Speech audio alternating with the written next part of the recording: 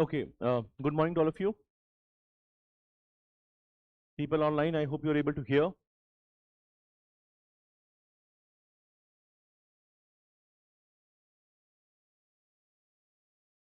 We'll be starting now.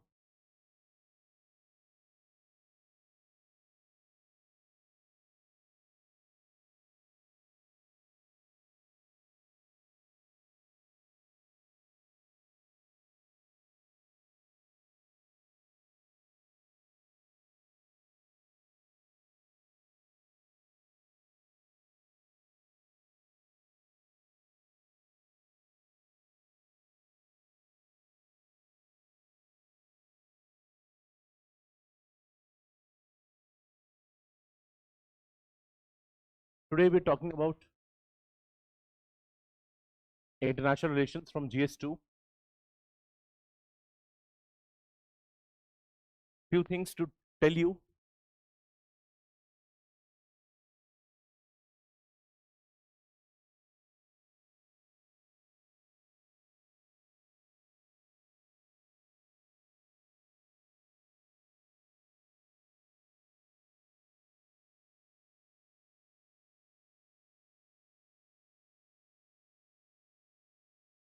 Now, when I look at international relations, the syllabus is well defined. We'll see the syllabus in a minute. You are going to get 4 questions here. 2 of them will be 10 markers. 2 of them will be 15 markers. Okay, the very first thing. Second thing, in whichever year you will give the exam, you will see a heavy application of current affairs. Okay, so goes without saying, whatever, for example, we are doing now. Okay, today we are in August. On 12th of September, India is going to host which summit? BRIC summit. Okay, and in that regard, there is also an expectation that Xi Jinping, okay, is going to meet Prime Minister Modi, and Xi Jinping is going to meet this after a gap of almost 7 years when it comes to India. Before that, these two leaders had met only in the international forums. For example, they had met during the BRICS Kazan summit, or they had met during the SCO summit. So the point to make here is current affairs will be important. Okay, talking of current affairs, anybody is aware of what is the biggest news of August 2026 globally, IR wise speaking? How many of you have read about the Mecca Joint Defense Agreement? Suna hai? Which countries are there? So Saudi Arabia and Pakistan in 2025 they had a joint defense pact. Now one more country has joined them. Which country? Turkey has joined them. Okay, and some people call it the Islamic NATO. Okay, this is evolving last 2 days back. If you look at it, you have even Bangladesh is now considering whether they should join it or not. Now this is a current affairs development, and this development is linked to another topic, which is the whole developments in West Asia. Okay, so when we are preparing this in some other form, we should be aware. So current affairs is an important aspect. Another update I'll tell you just happened 2 days before. US has a big ship or a fleet known as George Washington. Okay, now US has moved that from Japan to Middle East, and it's a big move. Why? Generally the fleet is going to be there in the Pacific Ocean. Now from the Pacific Ocean the fleet has been moved to the Middle East. अब question आ सकता है कि what does it mean for the changing maritime security scenario, right? So the point is, this is again a very interesting topic, like international relations. If you prepare it well, you will be sorted. And talking of if you prepare it well, how many of you have gone through the recent paper? किस किसने ऐसे का paper देखा है? देखा है सबने? How many of you have seen GS1, GS2, GS3, GS4? ठीक है? Now I'll take maybe 5 minutes just to tell you what all is here. And first I will start with PYQ of 2026 of GS2. Fine. Now this will also tell you the way we are doing the classes, right? Now there were 4 questions.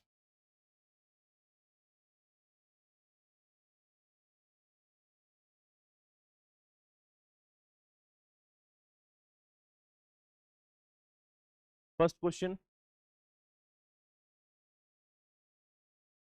First two were 10 markers.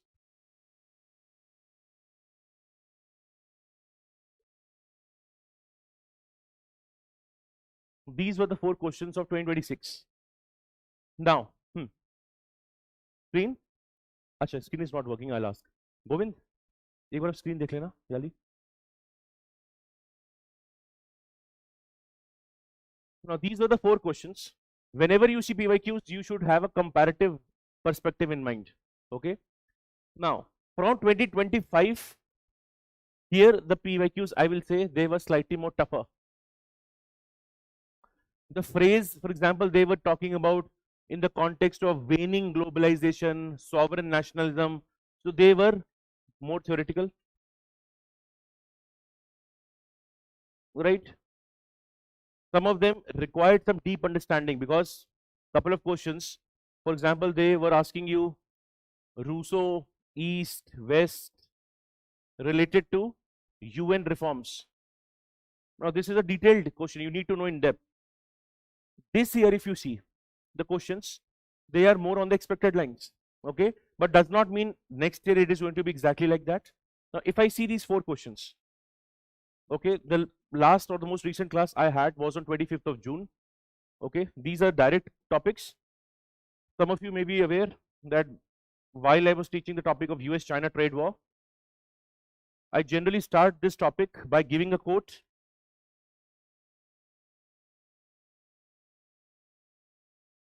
And again, some of our students actually did write this answer because now they knew when 2 elephants fight, it is the grass that suffers, gets trampled. Okay. Now, if you know this quote, and of course, you can apply this quote to many areas. One thing is when US and China is fighting, everybody else is suffering. Same can be done for Middle East. But अब ऐसे में beauty क्या होगी? When you have to think of 2 elephants, they can be 2 ideas. When liberalism and socialism is fighting, everybody is facing a crisis. This also happened in Cold War. So 2 ideas can fight, societies can fight, nations can fight. This is how much you can brainstorm on this topic. But yes, a major part of this is IR related developments. That is something that we can talk about here. Okay, so this is one. Okay, so when I'm talking of US-China trade war, this is something. Now talking of these 2, the very first topic, Sagar, Quad, etc. This whole part, anyways, we cover in maritime security, Indo-Pacific. This very specific aspect was taken up in a Samadhan class, but not in that much of detail. So I will say out of the 4, 3.5 questions out of 4 can be easily done. Now, this question, it is not that everybody else will find it easy. IPMDA is a very specific question. In fact, if we see the Hindu newspaper of Saturday, उसमें एक full page editorial आया इस पे. Okay, Indo-Pacific marine domain awareness. But if we are aware about the maritime sector, okay, then we will know. We know Sagar. What is Sagar? Security and growth for all. Quad is in the news. In fact, very recent summit of Quad had happened in May. Okay, so it was expected. In this, if you are aware of what is the meaning of marine domain awareness, it's a 10 marker you will be able to write. And other people also will not know the exact nitty-gritties of IPMDA. Okay, so this question again from a relative position level you will be able to solve. But the other 3 questions, a question on BRICS was covered extensively. The reason was BRICS was in news because of many things. Number 1 was de-dollarization. BRICS was wanting to promote an alternative currency. BRICS talks about global south, and the most important reason was in 2026, you know, abhi September mein, India is the chair of BRICS, right? So this was not that tough a question. Okay, diaspora mein, even if you see your handout or the previous handout, you have 2 solid pages on diaspora covering all the dimensions on diaspora. And sometimes you want questions like this, so you are getting a 15 marker on diaspora. Okay, last one is BRI. What is BRI? Now this even I don't have to say, even with the students of foundation, let alone VAJRA batch, this has been done to the detail that you know everything about BRI. Even you know CPEC, China Pakistan Economic Corridor, which is a part of BRI. CMEC, China, Myanmar Economic Corridor, part of BRI. You know, string of pearls, the ports China is constructing to counter that, India's necklace of diamonds. And over and above this, BRI mein, what are the global initiatives taken by the West countries to counter BRI? ठीक है? So again, I will not say कि just BRI or reference is there, in and out BRI. And the reason is this, I have been emphasizing since 2023, because BRI started in, so in 2024 it was the most expected question because 10 years of BRI had happened. अब पूछा जाके आपसे 2 साल बाद. Okay, this is how. So sometimes when you expect there is a good anniversary coming in, not necessarily they'll ask you the same question then. Okay, this is there. Now, in addition to this, you've seen the paper of GS1. Ab GS1 mein they have asked you, the global trade routes are now shifting from Atlantic to Indo-Pacific. A direct question of IR they've asked you. And IR also overlaps with geography, not a big doubt, right? So that is something they have asked you. Fine. So when you look at the questions, and again this should be a habit, this is the most recent one, but even when the class gets done, go and look back at the previous questions. Are you able to understand the demand? Are you able to write? Because in IR, ultimate thing is what? Are we able to present ourselves properly, right? With examples, with facts. That is how you should study. Now, one thing, today we are doing a class, okay? And of course, it's a big document, so you will have another updation that will happen perhaps in September. We'll be updating you. But before your exam, that is mains, okay? Even for last year students, this year also, we also have an updation that happens during prelims and mains. Because then a lot of current affairs waters would have flown through. So whenever you are doing IR, today the focus will be on understanding the concepts on the major part. The current affairs before the exam should also be your focus. वो भी करना होगा आपको, और वो भी हम कराते हैं. That is also what we do. Okay, that we also do in a even more concise one-pager format. Those one pages we give you. Even if you see your Telegram channel, maybe later, right? In the starting month of July, I think in the 1st, 2nd July or so, there was one IR key classes only for main student, current affairs, and one for polity. Talking of polity, I think I started that class with the Ladakh's demand for 6th schedule. वो question पूछा है उन्होंने GS3 में, exact same demand depth. Okay, even if you see the question of GS3 and GS3 in the relevant portions we'll be discussing. How many of you had done environment class with me? किस किसने करी हुई है? Environment class में हमने Kunming Montreal Protocol COP15, India के targets, Biodiversity Act, Biodiversity Management Committees, all the part that they've done. There was 4 parts in that question. Kunming Montreal, not that ki in passing reference. In that level of detailing we have done it in the class, right? So again the point, this is all I'm just to tell you ki your classes are going to be in depth. If you've done the foundation, you will even more enjoy it. Some of you may directly be doing the class, even you will be able to keep a sense of it. This class, so one is this class will happen. Then there are organizations that will be done in an extra class that will be communicated to you. And before the exam, there will be an updation class for maybe the last 7-8 months of current affairs, which anyways should be done. Okay? As you see, they have asked you a couple of current affairs oriented questions. If you do this, you will find generally we try to hit 4 out of 4, but it may not be possible. And again, this, for example, I'm not claiming that I have done this in detail. Okay, this has not been done, but if you look at any magazine, any other source, even they would have not done it, because this was created way back in 2022, right? Not that much of focus, but generally people will talk about Indo-Pacific, Sagar, etc. So we should know what was doable, what was not doable, and we should understand that context. Okay? See, if you have an idea, if you don't know how to pick relevant news, don't worry. Follow the classes, all the major updates will be covered here itself. So that is something that can be done. Fine.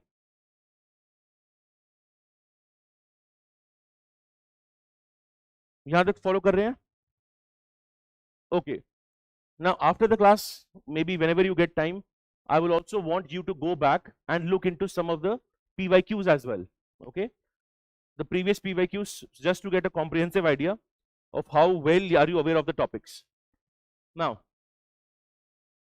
with this part sorted, I think syllabus, current affairs, PYQs, yes, keywords and quotes I'll tell you.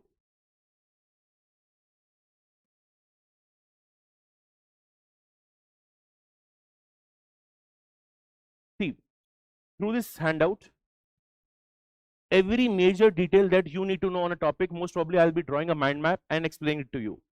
But you also need to know some background, additional maybe facts, etc. For that, the handout is also there. For example, when we do India US, every major detail on India US, all the agreements, all the relevant current affairs is already there in your handout. Fine. So you will follow it in the manner. First, focus your attention on the board, and if possible, if you have some A4 sheets handy, whatever things, I think if you have seen the polity class, polity 1. Acha, how many of you saw that question on living will and euthanasia? देखा इस बार आया है और इतनी detail में आया है. Not that with you, even with the previous batch, all the 3 cases, common cause, Aruna Shanbaug and the most recent the Harish Rana case, उतनी ही डिटेल में उन्होंने पूछा है आपसे. ठीक है. So again the effort that you are putting in, just make sure ये याद रहे आपको. ठीक है. नाउ आईआर में I would recommend in the handout and things that you find, I will use a lot of keywords also. Keywords will definitely give you an edge. For example, you can say, sir, what is a keyword?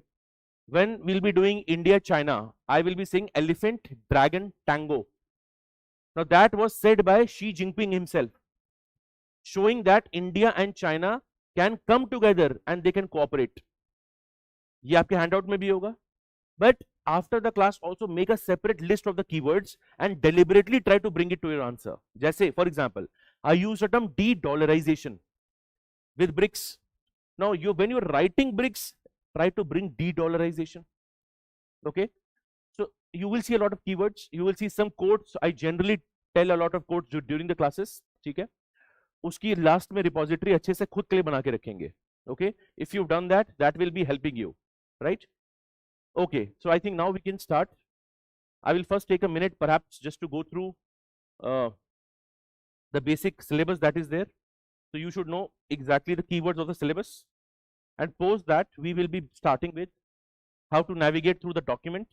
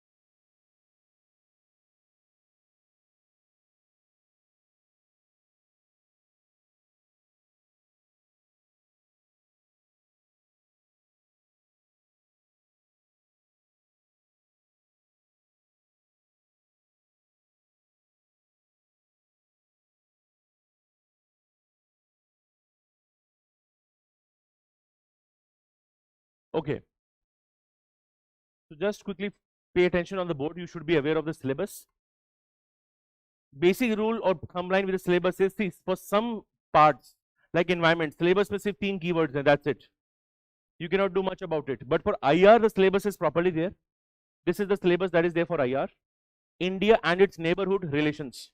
Many times what happen, we focus excessive energy on the neighborhood, right? You cover every country, not that it is not required, but did you see any single question on neighborhood this year? एक भी question आया बताओ? No. Last year 0 question on neighborhood. उससे पहले there was a question on Maldives, right? So IR does not mean कि I have prepared all the neighbors and I am shouting I know IR. In fact, you will be put in a fix. In fact, some people only do bilaterals. India and the neighbors कर लिया, India, USA, right, and a couple of other countries, and now they think they have done everything. You will be again put in a shock. This is only just first keyword or line of the syllabus. If you don't know what is Cold War, New Cold War, NAM, all these aspects, how foreign policy has evolved, and dimensions related to foreign policy, you will again face challenges in IR. Second, of course, bilateral is important. Regional and global groupings, very important. Now, just want to know, can you give me any regional grouping you are aware of? कोई भी regional grouping का नाम? चलो, somebody is saying ASEAN, can be RES, can be BIMSTEC, can be SARC, fine. Can you give me any global grouping? Quad, if there are 4, okay. What about G20? Can I have G20 there? Okay, fair. Now BRICS has become BRICS plus. Yes. Okay. How many members ASEAN has? 8. Yes. 10. 11. What is the most recent member of ASEAN? Timor Leste.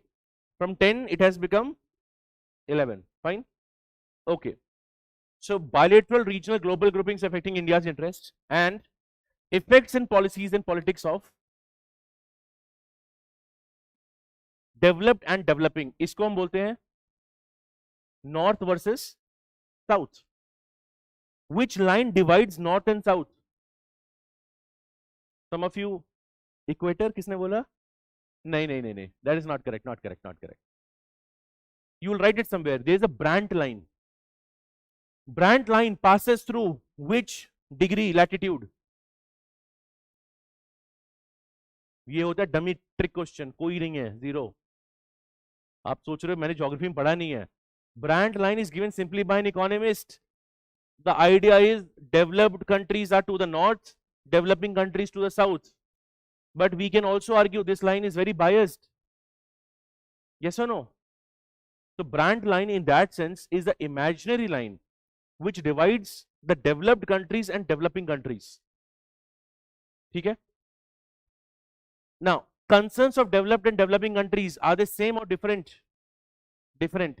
Everything related to environment or economy. This year again there was a question on WTO and subsidies of WTO. देखा सवाल?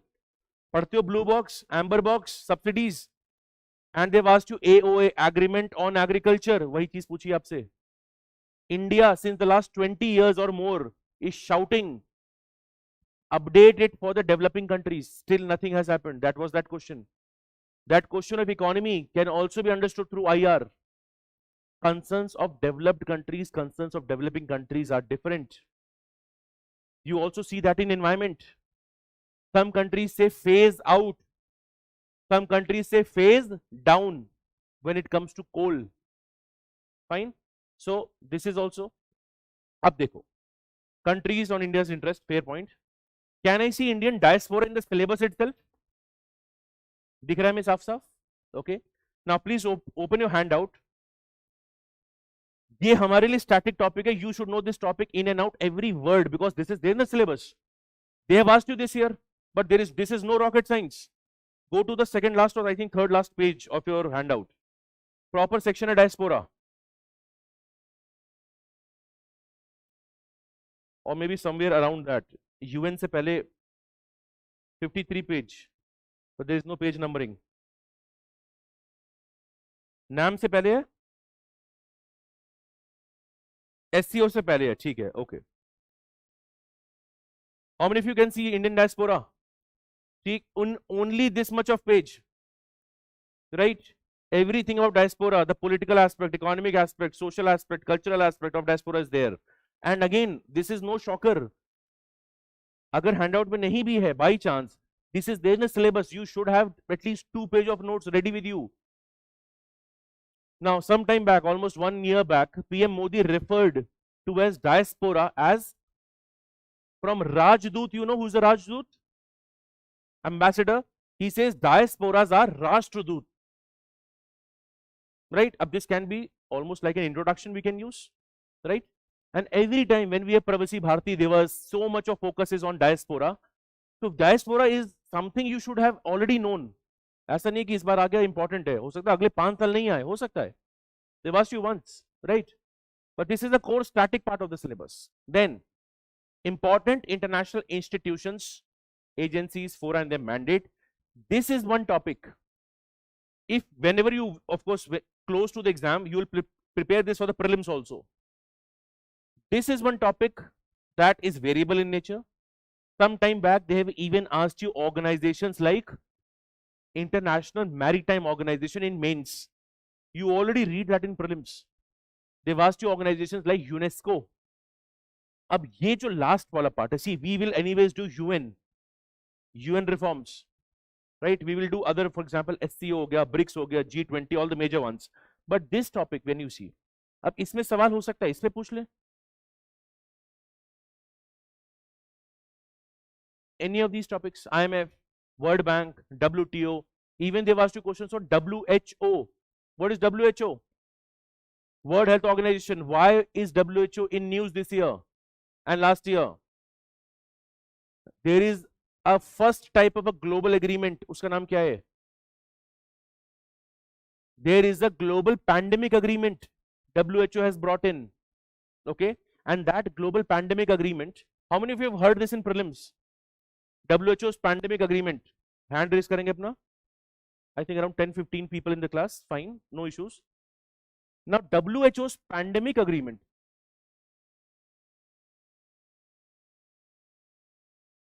faces one challenge. That challenge is related to developed and developing countries. उस challenge को बोलते हैं PABS. PABS is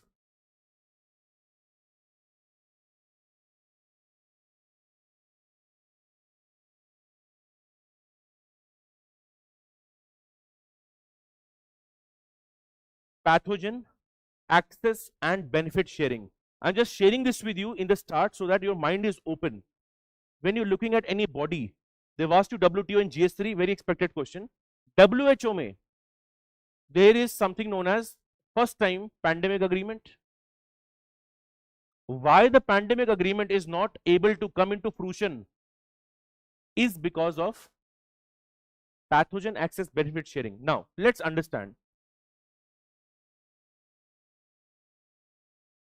In the syllabus, developed and developing is mentioned.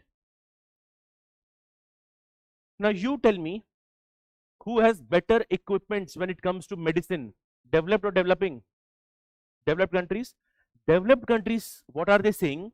You give us information of any pathogen as quickly as possible, right? अब देखो, developed countries को, if they get information about a new virus etc., can they simply easily make a diagnostic kit? Can they start to work on the vaccine? ये सारे इनके strong areas हैं. It takes a lot of money to go into research and development. They already have this. Developing countries are saying, we want access and benefit sharing. If we supply you the information and if you develop something, we want access to that. We want affordable prices. Why? Medicine is very costly. And when again you read your IPR, intellectual property rights, you will again understand this whole part. Anti-cancer and these lot of medicines are very expensive. So developed and developing countries are not aligned right now. How they will share information and how they will share the benefits related to pathogen. So a simple global agreement of WHO is not properly implemented because developed and developing countries are clashing right now. This is in WHO, same thing happens in WTO, same thing happens in Paris Agreement, right? So if now you have this mind, what are the interests of developing countries, what are the interests of developed countries, you will understand this better. इसी चीज को अगर मैं बोलूं, have you heard about these terms? Vaccine equity. India talks about vaccine, or India had done vaccine Maitri. It is, so India, for example, when I say, and you will also understand, India will take the cause of developing countries, yes. We have aspirations of leader of the global south. Right from NAM, non-alignment movement, even to current times of BRICS, India is saying something again and again. ये term हम बहुत बार सुनेंगे आज की class में. SSC, what is SSC? South-South cooperation. And South-South cooperation also requires NSC, North-South cooperation. But the reality of the word is, North is exploiting the South. Earlier it was doing that. For example, if an MNC is present in Africa, it will exploit the resources, but a new form of exploitation is happening. That is known as, many of you would know this term, neo-colonialism. This is another form of exploitation. Just that The form of exploitation has changed. Exploitation anyways is happening. Earlier it was direct, now it is indirect. Earlier it was very visible, but now it is difficult to detect. Fine. Same simple सा topic हमने उठाया WHO for example. So whenever you are reading, see from now till your December, your perspective is generally going to be mains heavy. So analyze these topics in detail, whatever you're reading, for example. Then you go into the prelims mode, and prelims mode is also very important for IR. You've seen last 3 years of papers of prelims. Although this year there were many absurd questions on IR. They've asked you the year of the missions. Nobody remembers that. BIMSTEC का regional center, BIMSTEC का main center जब नहीं पता. How would you remember regional center, for example? Ignoring those absurd and weird questions, largely speaking, you will get a lot of location-based questions. That is always a trend. Okay? So my point is, and wherever there, I will make sure that you are very clear on these ideas, concepts. Is that clear? Okay. Now with all of that said, let's begin, and now let's discuss our topics. The initial 1 hour of the lecture, I'll be discussing more on. Amit, abhi focus karo is class mein, just get an idea. If there are topics you're not able to maybe understand, then fine. Because see, foundation class mein you will spend some time. I have a tough task to cover everything in one session. Okay. Now, the very first page that you will see in your handout is something like this. Okay. I will come to this diagram in almost 10 to 15 minutes. But let me first tell you what is happening in the world.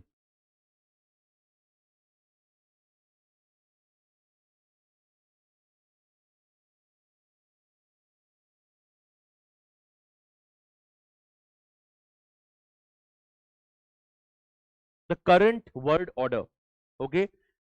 Anybody of you who has any basic level of interest in IR, you will be able to connect to a lot of these points which I'm going to tell you. If you have not had much interest in IR, फिर क्या करना पड़ेगा? लिखना पड़ेगा जो लिखेंगे. Then now later on when you see those events, you will make sense. Now, when I'm saying the current world order, अभी भूल जाओ आपके डॉक्यूमेंट में जो भी लिखा है, ठीक? I want to ask you, when you look at the world right now, what problems do you see? Simple सवाल है, बहुत simple सवाल. If I'm looking as a citizen, as a person, you must have come through some news events in the last 1.5, 2, 3 years. Just you will have to tell me, simple, क्या क्या हो रहा है. First I will write these points and then I will organize these points in respective heads.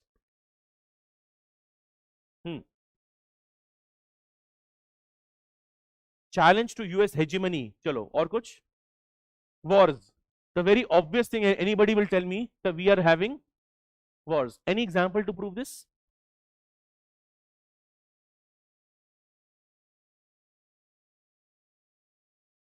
Any other one?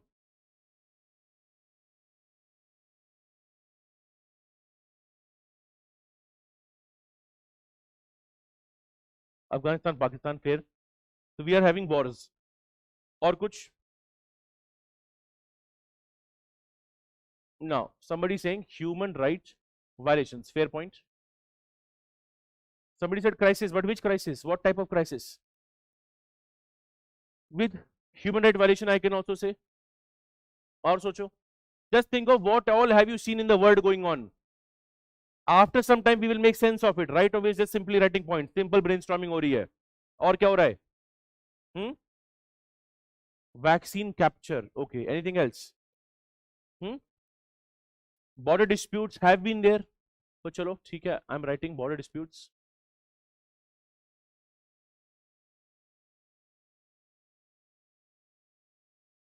What are environmental issues right now in the world? देखो बहुत चीजें हैं. We know increasing temperature. We know sea level rise. These are direct manifestations. But bigger issue क्या है? Developed is not collaborating with. We'll expand this in a bit. Anything else that you are aware of? Trade war, good example.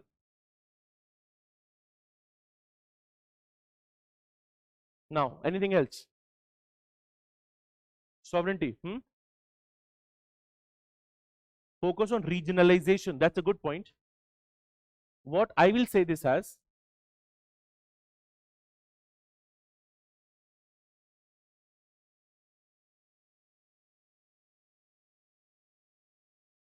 multilateralism is in crisis. We see rise of regionalism and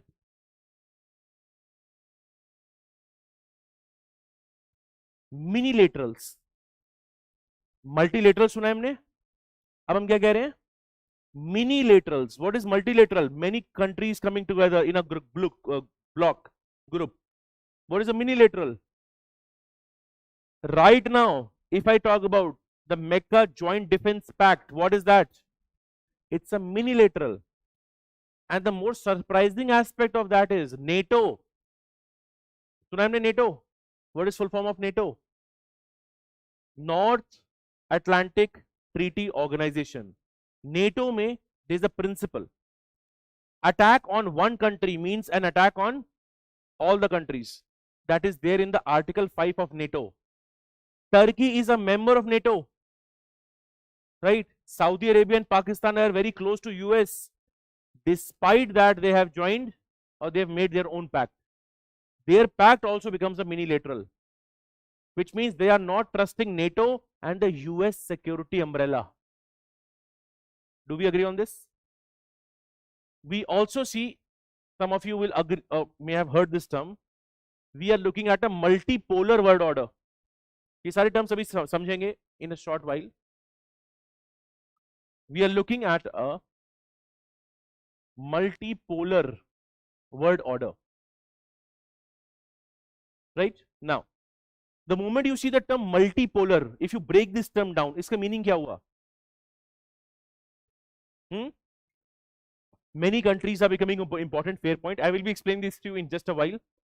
Any other thing that you see in the world going on? Do you see the rise of non-state actors?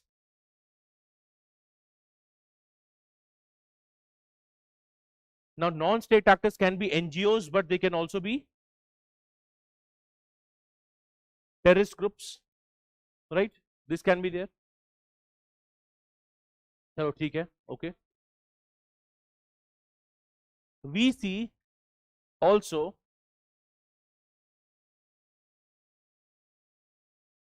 very important aspect, globalization is in. How do you say globalization is in crisis? कौन सा example दे सकते हो prove करने के लिए? Tariffs, very good. There's a trade war. WTO was made to ensure free trade, but right now WTO is in paralysis. Why is WTO is in paralysis? क्यों है?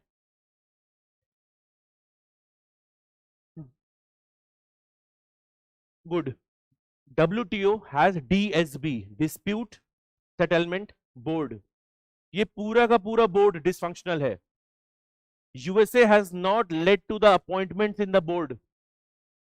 Now, for example, WTO, World Trade Organization, it is only having legitimacy if it is able to solve the disputes. अभी क्या हो रहा है? Country A, Country B don't agree on a tariff. They go to the DSB. DSB is dysfunctional. करेंगे क्या?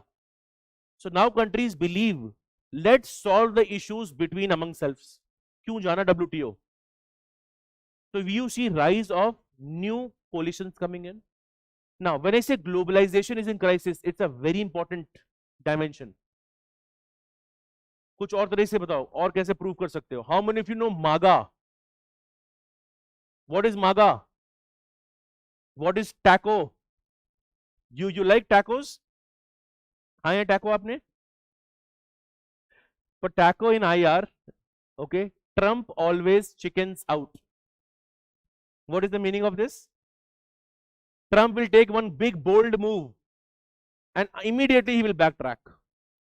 So taco is Trump always chickens out. Don't write it abhi, okay? It is said in a more funny sense. When I'm saying globalization is in crisis, we see America first. One example, can I say Brexit? I also see the rise of tariffs. But a very important thing we also see, when I say globalization is in crisis, is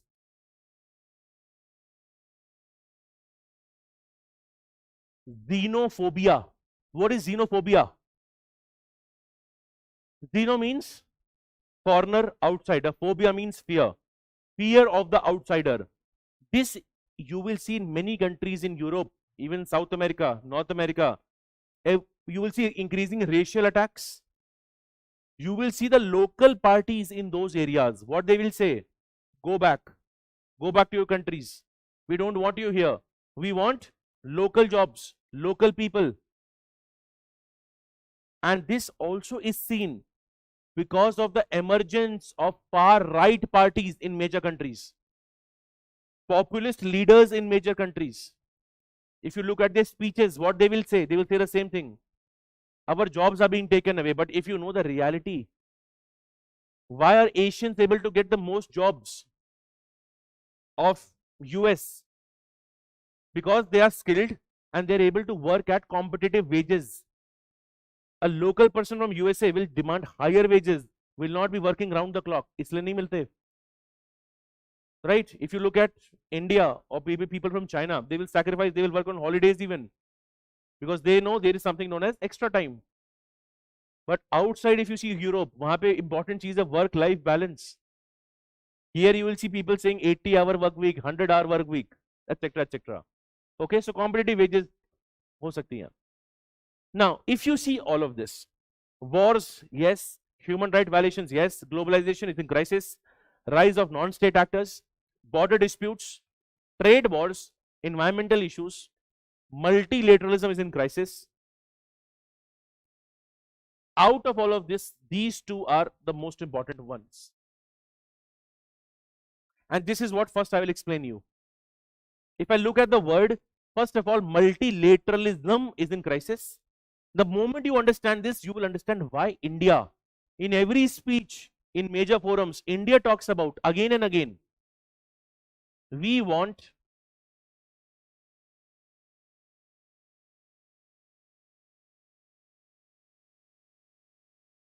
reformed multilateralism. This also you will understand in some time. इसके लिए पता भी होना चाहिए what is multilateralism, what reform do we want. This is also an expected question. In fact, I will say BRICS पे आपसे सवाल आसान पूछा गया है. They could have asked you tougher question on BRICS if they've asked you analyze the new membership of BRICS plus and comment on whether BRICS is an anti-West grouping or not.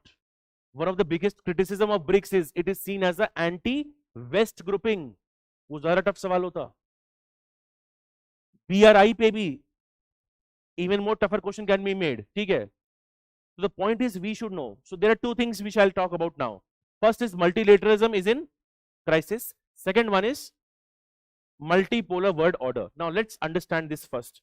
If you understand this almost major part of IR, you will understand. First thing, what I have said,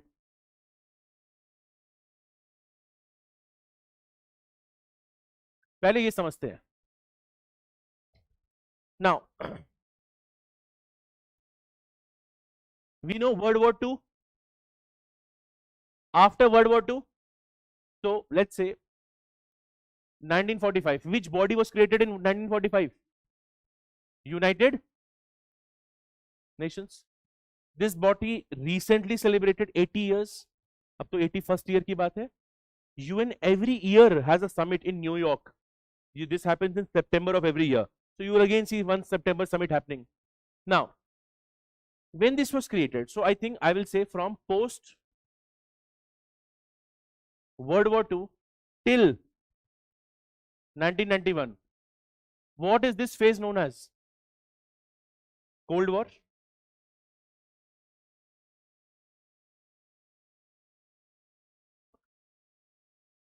What is the temperature of Cold War? How many degrees? And why is the Cold War cold? Any idea? Freezer का temperature पता है हमें. What is the temperature of Cold War? Was it happening in the mountains? I am asking you. Cold War cold क्यों है? Anybody please raise your hand and then tell. You've already answered. कोई और? Anybody simply raise your hand and tell. Try करो. No direct confrontation. Good. Anybody else? Are you raising your hand? हाँ बोलो. Proxy war. Partly correct, partly incorrect. Psychological war. आप try करो. ठीक है. हम we have discussed that if I remember in our class. ठीक है. और कुछ ideological war. Good point. Now, when I'm saying Cold War, it was almost on the brink of a war, which means it was a case of nervous peace. Right?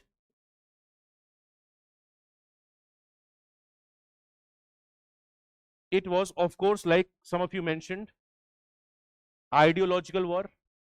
Which ideologies were fighting?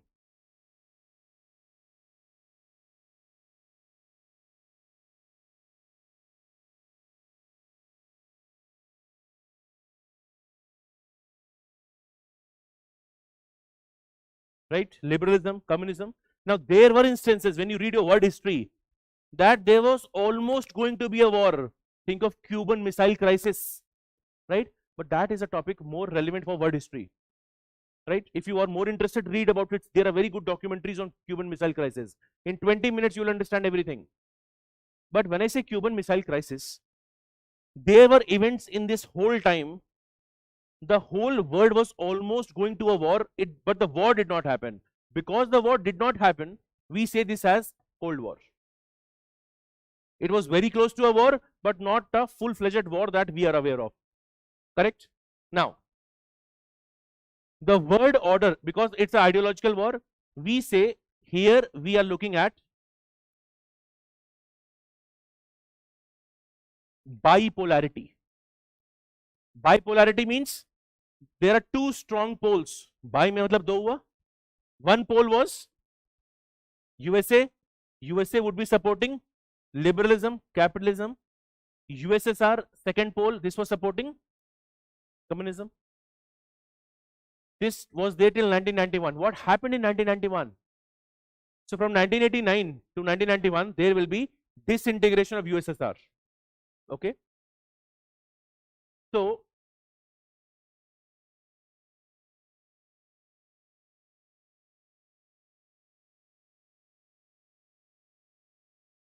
disintegration of USSR. And the moment this happens, you will have something known as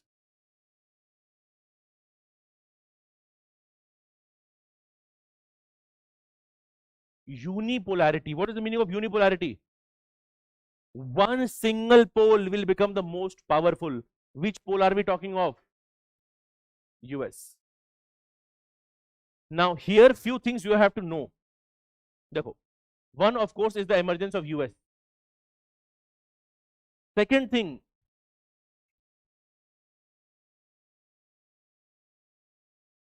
neoliberalism will become very strong here. If you don't know what is neoliberalism, in your mind think of globalization. Now, to understand this, again I have to tell you few things. Post World War II till 1991, the world was divided in two poles. I was talking of only two countries. But here something important will happen. You will see the rise of NAM. What is NAM? Non-alignment movement. Why was NAM there? NAM did not want, or the members of NAM, they did not want to join either US or USSR. Kyun? Why?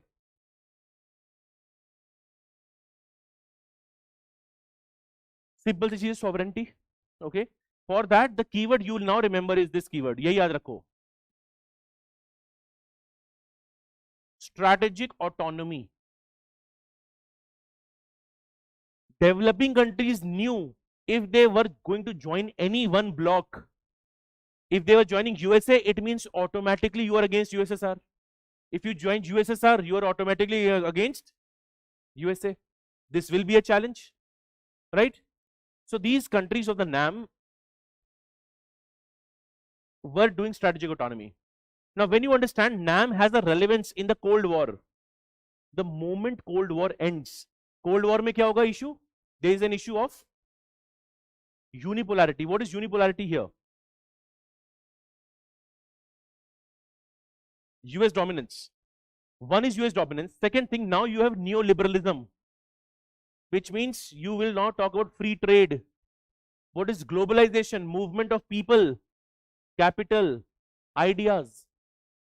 So even the countries of NAM, even countries like India, if you think of India during these times, 1991, we had a severe BOP crisis, balance of payment crisis,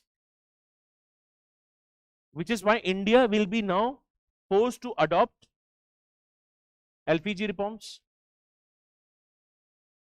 When you look at this, what is happening? World is now getting integrated, and USA has become the single most important power, but it will not remain the most important power for a long time. Okay, so 2000 onwards,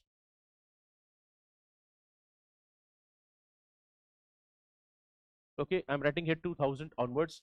First, I'll tell you some events. These events will be helpful to understand this, what has happened.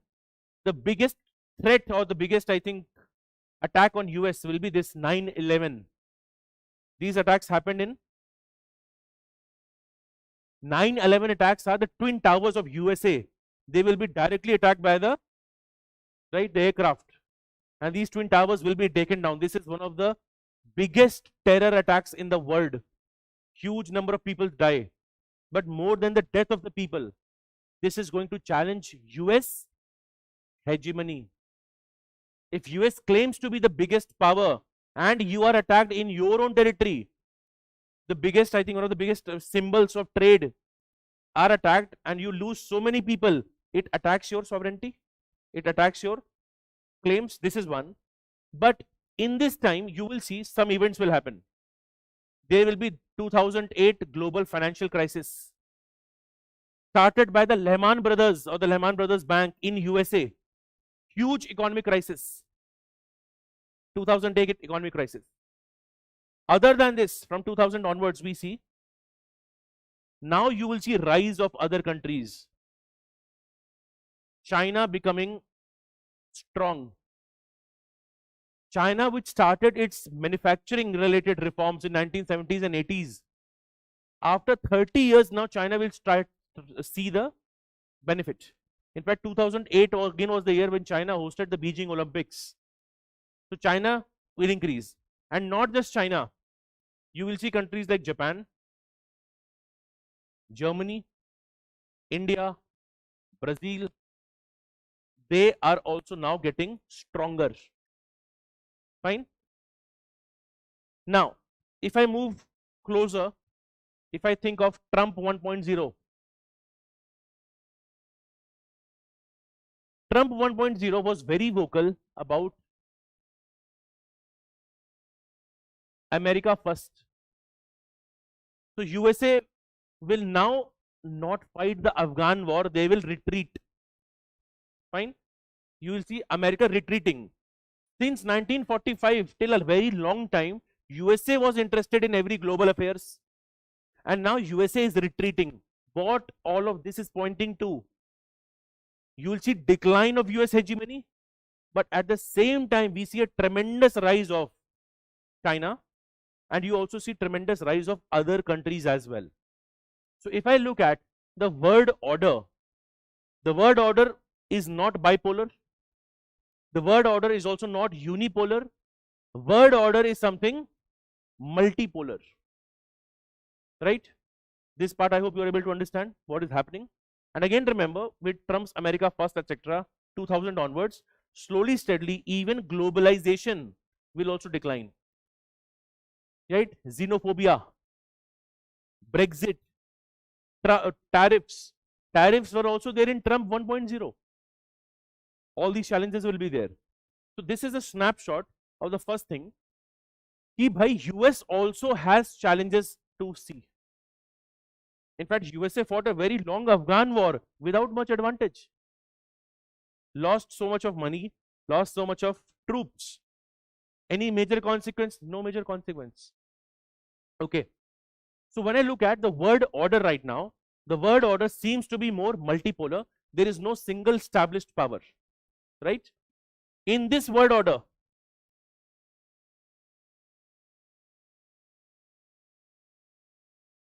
The first term I will also introduce to you is a term used recently by Xi Jinping in the China US summit. This happened in 2026 of May.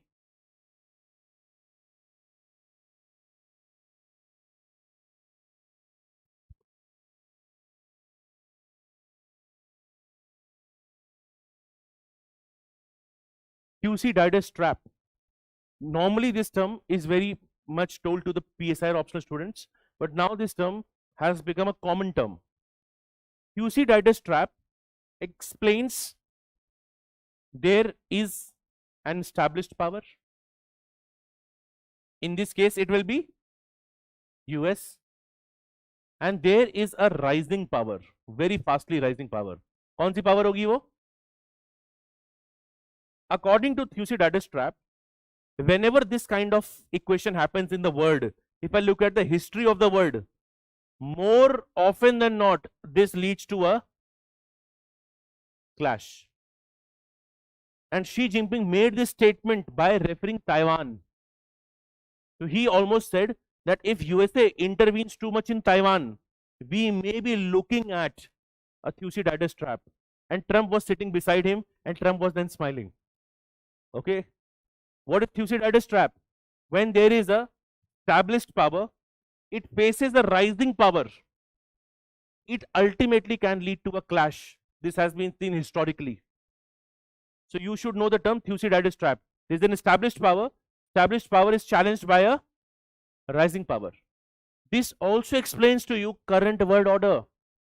Now current world order, I am not saying is the word order where you have bipolarity, because it is multipolar, but in multipolar the biggest clash is right now between which countries?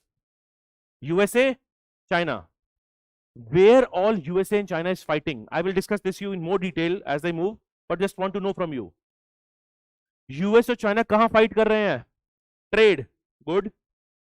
It says or science and technology में which technology? Semiconductors, good. Which region of the world has major amount of chips? Taiwan. Advanced chips ka 90% is present in Taiwan, 90. And the country who has access to chips also decides the future of semiconductors, the future of computing. Who has this edge right now? Right, Taiwan, right?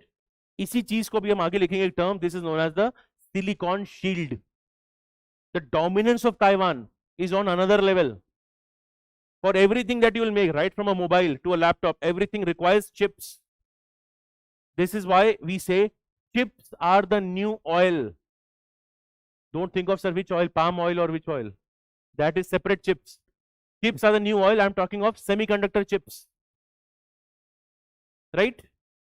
Now, till here are we clear? Word order may right now, to understand word order, you should be very clear in your mind. Bipolarity in Cold War. Clear hai? Two powers are there, US and USSR. And that is why NAM is important for you to know. In Cold War, NAM is a grouping will challenge bipolarity. After this, when the disintegration happens, you see unipolarity, but unipolarity is going to be brief in nature. Correct? After unipolarity, what do we see? 2000 onwards, 9/11 terrorist attacks, global financial crisis, and a continuous rise of China, as well as other middle powers. Many of these countries, we refer to them as middle powers. And we see USA, which was earlier taking so much of interest. Now USA is taking a step back. What is that? So you see decline of US hegemony. Can anybody tell me what is the meaning of this? What is hegemony? Dominance, good. So I will just ask you, what is the meaning of hegemony?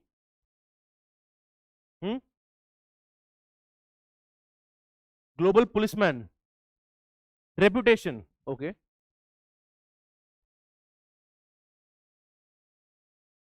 Acha.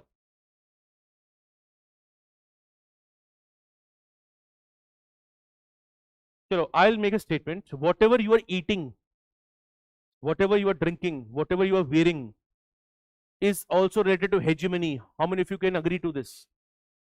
If you go to McDonald's, you'll get a meal, right? You'll go and see the Western way of dressing, Western way of life. That is also Western hegemony. Hegemony is the rule of ideas also, capturing of mind. Why were Britishers able to rule India for 200 years? It was said that by Britishers were doing a civilizing mission. There was a white man's burden. These are the myths. If I look at US hegemony is shown in US movies. हम बोलते हैं ना बहुत propaganda. If you look at US movies, they will always justify US intervention. That USA is concerned about some nuclear weapon, USA is concerned about human rights. So they are justifying every action through some soft propaganda. So when I look at hegemony, you think of hegemony only as hard power. Bilkul nahi.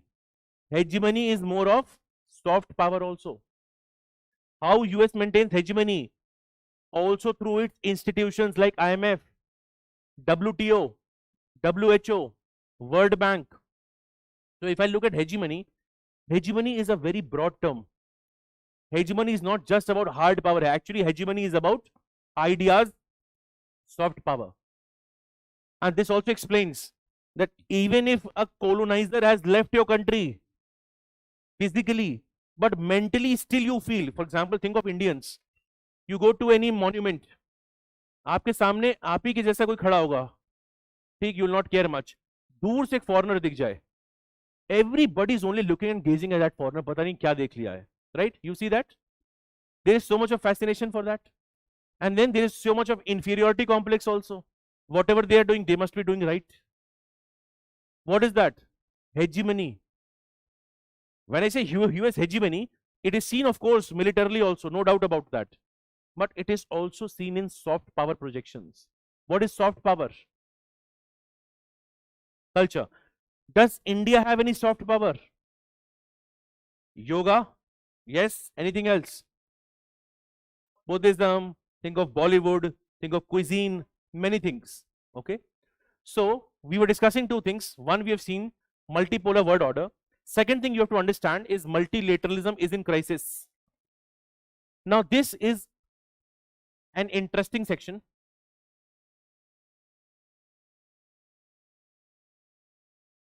In fact, this will be one of the most relevant topics in 2027 when you give the exam. First, let us prove why this is in crisis. What is multilateralism? Any idea? When many countries in a grouping are there, I am saying multilateralism is in crisis. One by one we will see. USA, I'll take it up separately.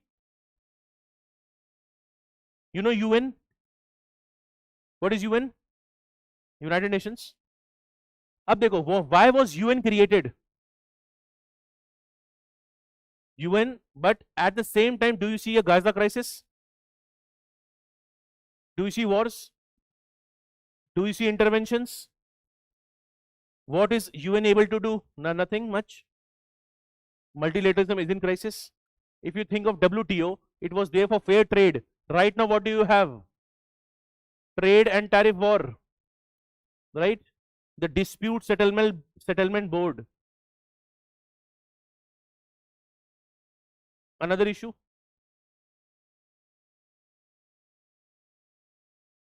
If you think of both IMF and World Bank, they are totally West dominated, huge. Right? The loans or anything that they give in many cases is conditional, supporting liberal values. This is also a challenge. Now, think of other agreements in the world. For example, think of Paris Agreement.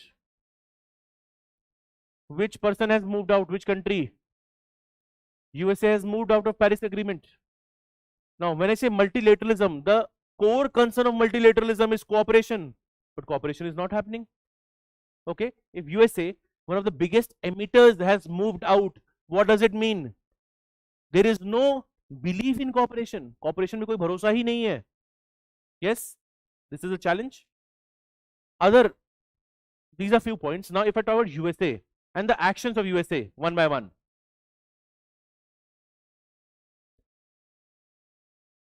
How many of you have heard this term?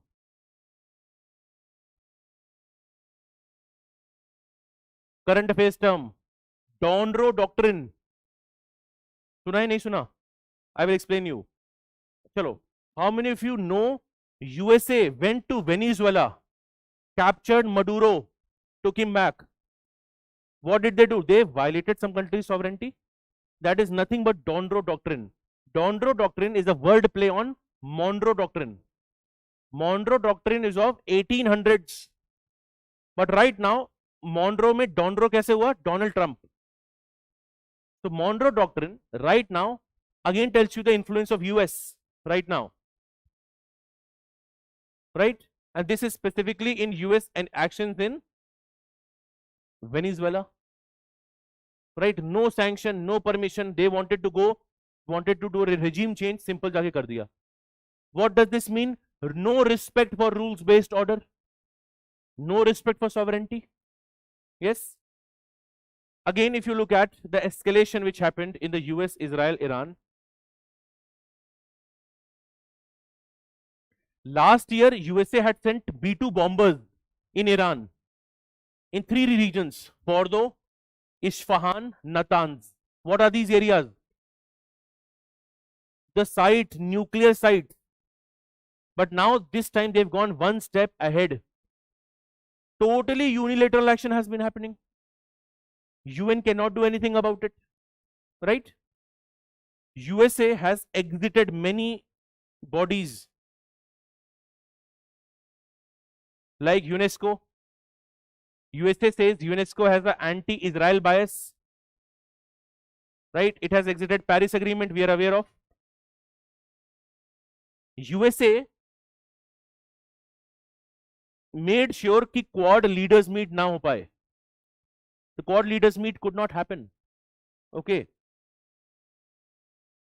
G20, was it attended by USA this year or boycotted? Boycotted by USA. इसको भी boycott किया उन्होंने.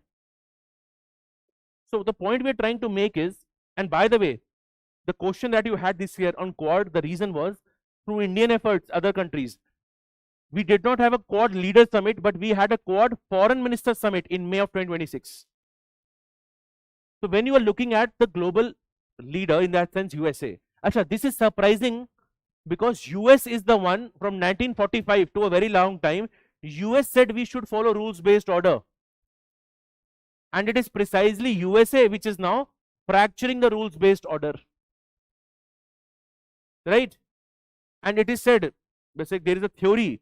A theory says, to ensure a world order is there, you need a global hegemon. But abhi kya hai? The hegemon itself is defecting. The hegemon is taking a step back. This tells me, there are wars going on, UN cannot do anything about it. There is a humanitarian crisis, UN cannot do much about it. Right? And when you understand UN, आपको पता चलेगा UNSC है UN में. What is the issue with UNSC? How many members are there in UNSC? 5 या 15? 15. 5 are permanent, 10 are non-permanent. But these 5 members, permanent members, they have something known as veto power. And this veto power is the most undemocratic part of UN. Undemocratic. क्यों है undemocratic? 4 countries say, I want to condemn one action. 1 country say, नहीं हो पाएगा काम. 1 can overpower 4. So veto power is very dangerous. I hope we are able to understand. Fine. Trade has gone for a toss. And because of this, you will see, trade के चक्कर में, there is a rise of minilaterals. Small groupings are coming together. IMF, World Bank also facing a crisis. Because they always talk about dollar and the dominance of dollar. Whereas the developing countries want something beyond dollars. They want their own alternate currency. Which is why BRICS currency was supposed to be an idea. Paris Agreement. And if I say, एक और चीज है, which is also one big event. USA has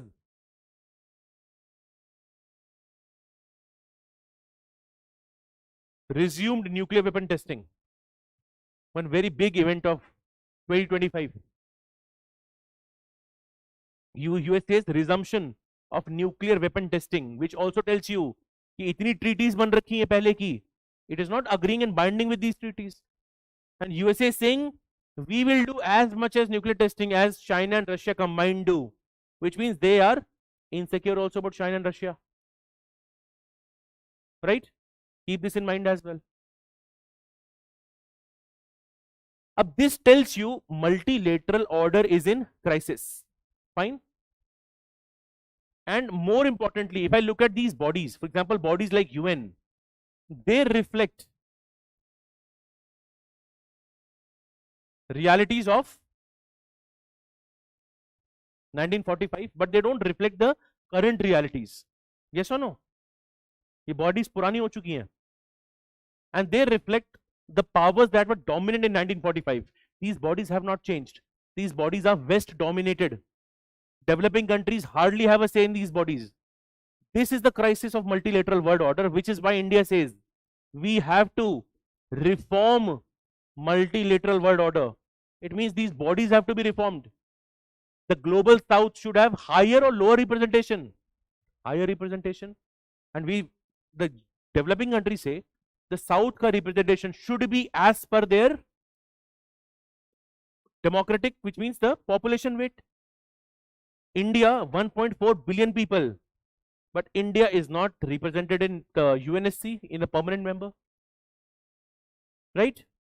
So when you understand, Abhi, we are just taking a snapshot of what is happening in the world. Two major things I wanted to tell you. World order is changing, yes or no? Second thing is multilateralism in crisis? Absolutely. In fact, if I bring in, UN has no answer to sustainable development goals. Right? It has no answer to terrorism. It has no answer to proxy warfare. What does it tell you? Their charters are outdated. If I bring in WHO, for example, यहाँ पे pandemic agreement has the issue of PABS, pathogen access benefit sharing.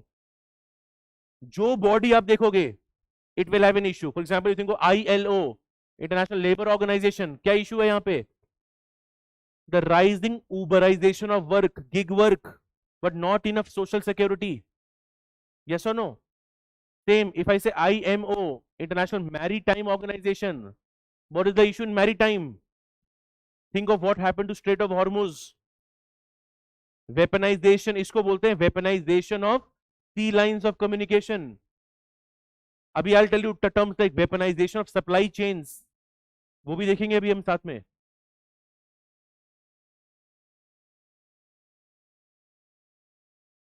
Okay. Now, till here are we able to follow? समझ में आ रहा है यहाँ पे तक? ठीक है. Now, what we'll have to do? Now let's go back to our document. ये जिसने भी मतलब if you're listening to me, make sure you write it separately. This will help you recall a lot of things. Now when I go to the handout में चीजें बहुत structured होंगी. Major points are mentioned in the handout, but to actually understand that you need to know what is the word order. You need to know the current word order. All of that part is something that you should totally understand. ठीक है? All right, I think most of you are able to understand these points. ठीक है, till now people online, have you been able to follow? अब देखते हैं इसको, ठीक है? Now this is going to be a very quick summary of whatever we have discussed. And this is important to answer any type of tough questions. Till now, this level of detailing they have not asked you. But we should be prepared for tougher questions. क्यों आसान आसान करना? आसान तो हम कर ही लेंगे, है ना? अब देखो, this is the range of points. Now, first thing, whatever point I will say, in 5 seconds, you have to know and tell me, are you comfortable in that term? First term, multipolarity. Comfortable उस term में, you know inside out of multipolarity. You know bipolarity followed by unipolarity, and right now, multipolarity. ठीक है? And in fact, this whole thing is your word order transition. What are we saying? Multiple global powers are challenging US dominance. Is that clear? सबसे बड़ी power कौन है इसमें? वो यहां जाओ. ग्रेट पावर राइवलरी किसके बीच में है? USA and I used a term here. Which term did I use? Thucydides trap. Term पता है अपने को? Thucydides trap, वो भी सही है, ठीक. अब आते हैं. This term, try to use it many times in your answers. The weaponized interdependence. इसको समझते हैं पहले. Let's understand this term. Now, interdependence है. For example, when there is globalization, there is interdependence, right? इसके ऊपर just एक line लिखो. It's a very popular line. लिखो, when China sneezes, the world catches cold. Actually, this was said for USA earlier. When USA sneezes, the world catches cold. What does term signify?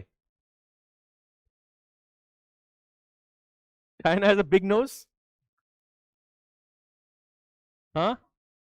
Which means whatever happens to China, the entire world is impacted by that. So what are we writing? When China sneezes, the world catches cold. Now what this means? Everybody was dependent on China in COVID-19.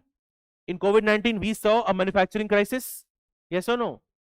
अगर आप China पे dependent है, any country, for example India, India is dependent on defense on which country? Russia.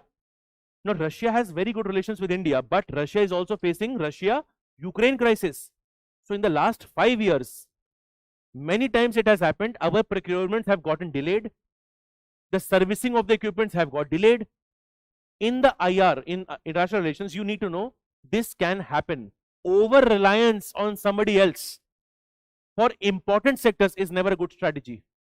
You want to be as self-reliant as possible, which is why we say terms like PLI, Production Linked Scheme, Make in India, Atmanirbhar Bharat.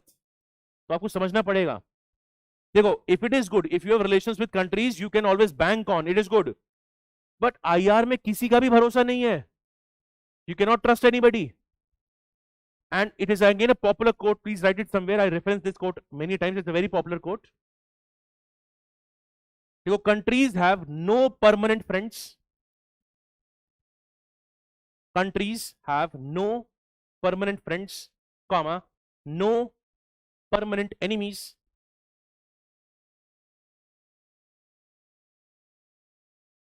Only permanent interest. This is a quote attributed to this person. If you want to remember the name, नहीं तो tough ना अगला नाम छोड़ दो.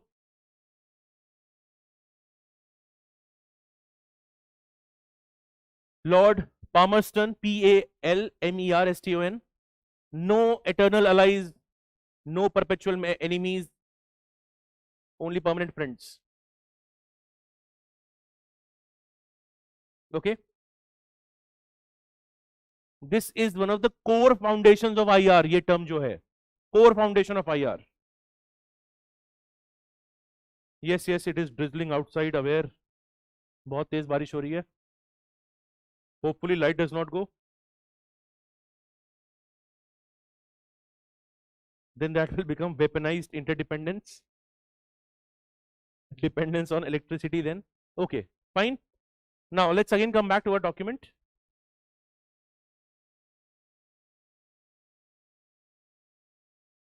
Clear a term, weaponized interdependence. This term I will use again and again. अच्छा, write a term in your handout somewhere. लिखो weaponization of X. आप X change करते रहो बार बार. Weaponization of supply chain.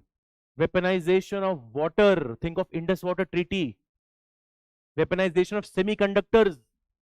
Weaponization of space. Weaponization मतलब you can use it for your strategic advantage. Now if China is dominant in some area, rare earth metals, quantum technology, you can have weaponization of some technology also, right? Now next term is mini-lateralism. Small issue-based alliances. Give me example of this. लिखो, सबसे पहला लिखो MECA. MECA Joint Defense Pact is an example of mini-lateralism. MECA Joint Defense Pact. IR में example के साथ सोचना है. Your life will be easier. Second लिखो I2U2. What is I2U2? India, Israel, UAE, USA. Okay, fine. Any other minilateral? Quad, QUAD. How many members in Quad? 40 or 400? 4. 400 क्यों नहीं हो सकते? How many countries are in the world? 200 or 2000? पक्का? एक है countries recognized by UN अलग है. Countries not recognized by UN अलग है. How many countries are recognized by UN? This is something you will read. Very close to 200, but there are some countries not recognized by UN. My question then will be, is Palestine recognized by UN? This will be prelims factoids, right? Okay. Minilateralism, give me examples. I2U2, Quad, the Mecca, जितने भी छोटे organizations हैं inside. Climate diplomacy, is this happening? Yes. But यहाँ पे लिखो, इसी के ऊपर लिखो, USA exited out of the Paris Agreement. USA exited out of the Paris Agreement. Is that clear? Above इस पे liberal order is in crisis. How many points can we talk about it? पढ़ाए अच्छे से. When I say liberal order is in crisis, entire ये सब कुछ सही है. This is liberal order is in crisis. Liberal order is in crisis because biggest reason is USA. और ये सारे terms you should know. These are example oriented. USA में one is Donroe Doctrine, second is Israel-Iran, third exiting other bodies, not putting focus on Quad or G20, resumption of nuclear weapon testing. But liberal order is in crisis also because of UN का crisis, WTO, IMF, Paris Agreement, etc. etc. Liberal order का core point क्या है? What is the most important point? Countries should cooperate. Are they cooperating? Not really. And it is the dominant players who are not cooperating. So liberal order is in crisis. जो keyword लिखा है, this is the whole answer to that. Even if you get a 15 marker, आप लिख लोगे उसको. How do you know the liberal order is in crisis? You have to know the points. And these will be tougher questions in the exam. Because other person at max दो उनको example याद आएंगे. You know so many points to talk about. So whenever, again when you're revising, ये points अलग से page में होने चाहिए, staple करना अपने notes में. So when you're revising, you know the points in and out. आपको exam में सोचना ही नहीं पड़ेगा ऐसे सवालों में. वापस आते हैं. अब please put a star mark on this. In 2027, I will be expecting a question on this, technology geopolitics.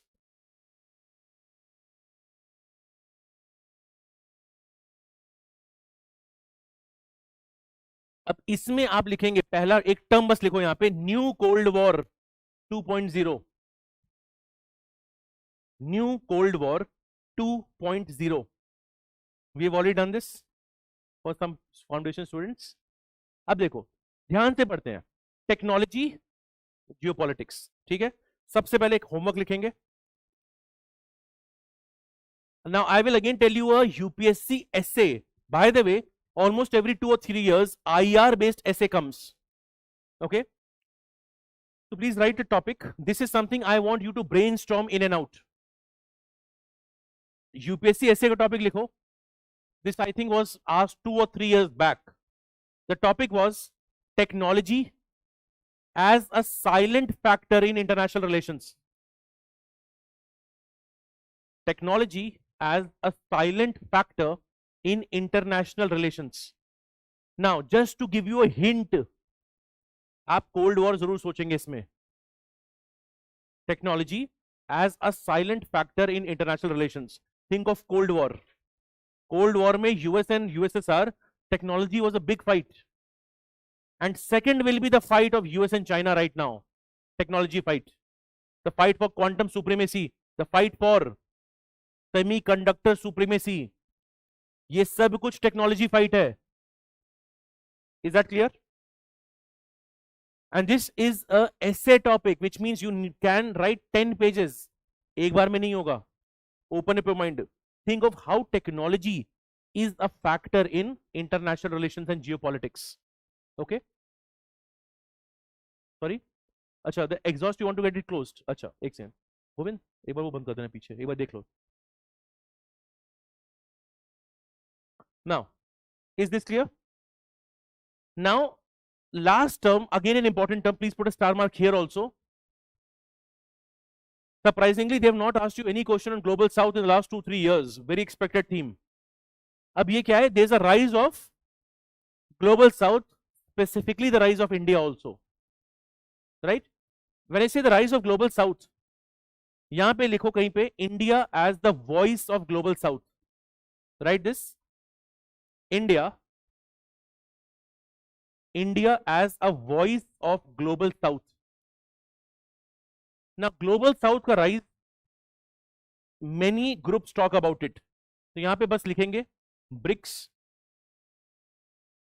G20, NAM. In all their recent summits, सबकी recent summit में every group has said rise of global south.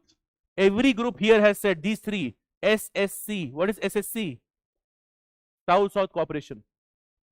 चाहे वो NAM हो, the recent NAM summit, the recent G20 summit, or the recent BRICS summit, everywhere this is something they will highlight.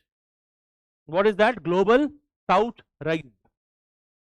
This is a snapshot of what is there in the world right now. Almost entire IR can be pinned down to this first diagram and then to the second diagram. Pura IR summarized है इसमें. This is what is happening. Now, come to this part. What are the global shifts you are seeing? Already we've had a good discussion. Now this will make a lot of sense. सबसे पहला, we see a power shift. Now see the 4 keywords. Do they make sense? Do we see multipolarity? There is rise of China. There is rise of India. अब यहां पे एक question लिखो अपने लिए. अभी I'll discuss this.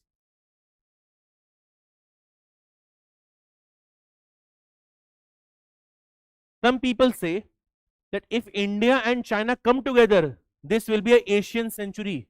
But I've put a star mark. Why? Because we also have a Galwan clash. We have a big border dispute. So this thing, question mark. And with China, already we know the experience of 1962. Too much of Hindi Chini bhai bhai can lead to diabetes. Yes or no? Okay, next. Global South. Power shift is going to global south.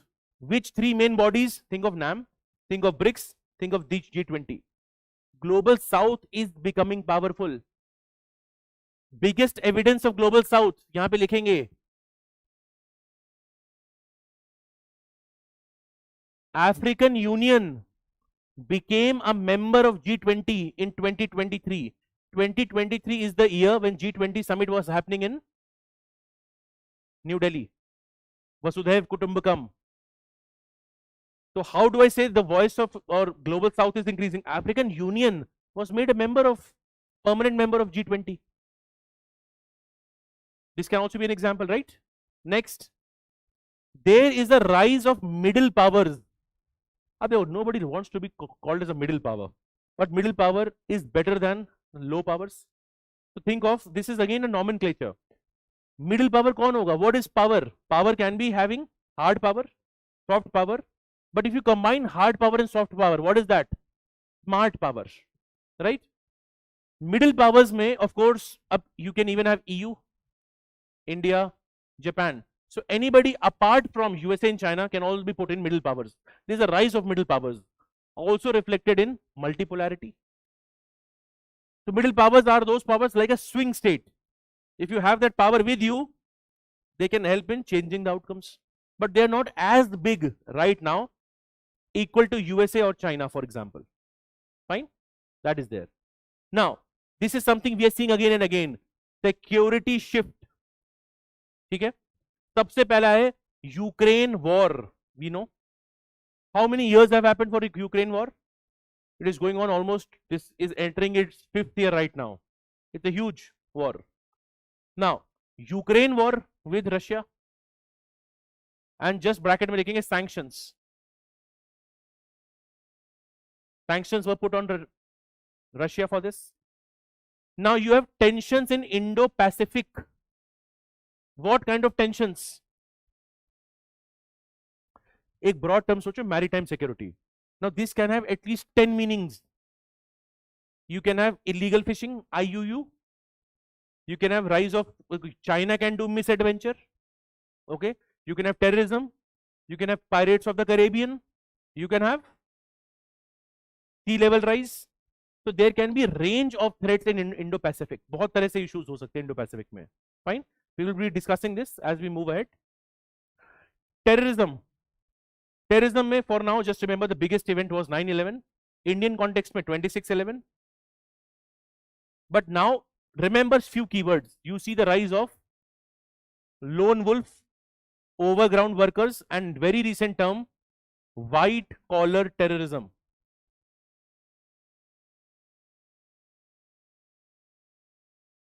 What is a lone wolf attack? Only one single person independently attacking. Okay, that is lone wolf.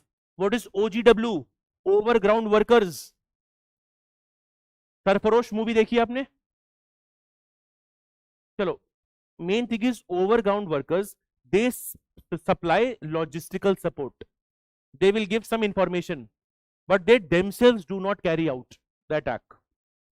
Okay, overground workers बोलते हैं इनको. इस पे भी सवाल आ चुका है in internal security. Right now is the issue of white collar terrorism. This was seen in the recent Delhi blast, right? So terrorism is there, it's a big threat globally. If you think of ISIS, और ISIS अब क्या करता है? It's terror modules. You also have online radicalization. ISIS does not have to be physically present. If it is digitally present also, it can radicalize. So online radicalization is a big challenge, right? Now there are proxy wars going on. Proxy wars का best example लिखेंगे 3H. What is 3H? Now 3H में, for example, I say Iran. Iran is supporting the 3H. What is 3H?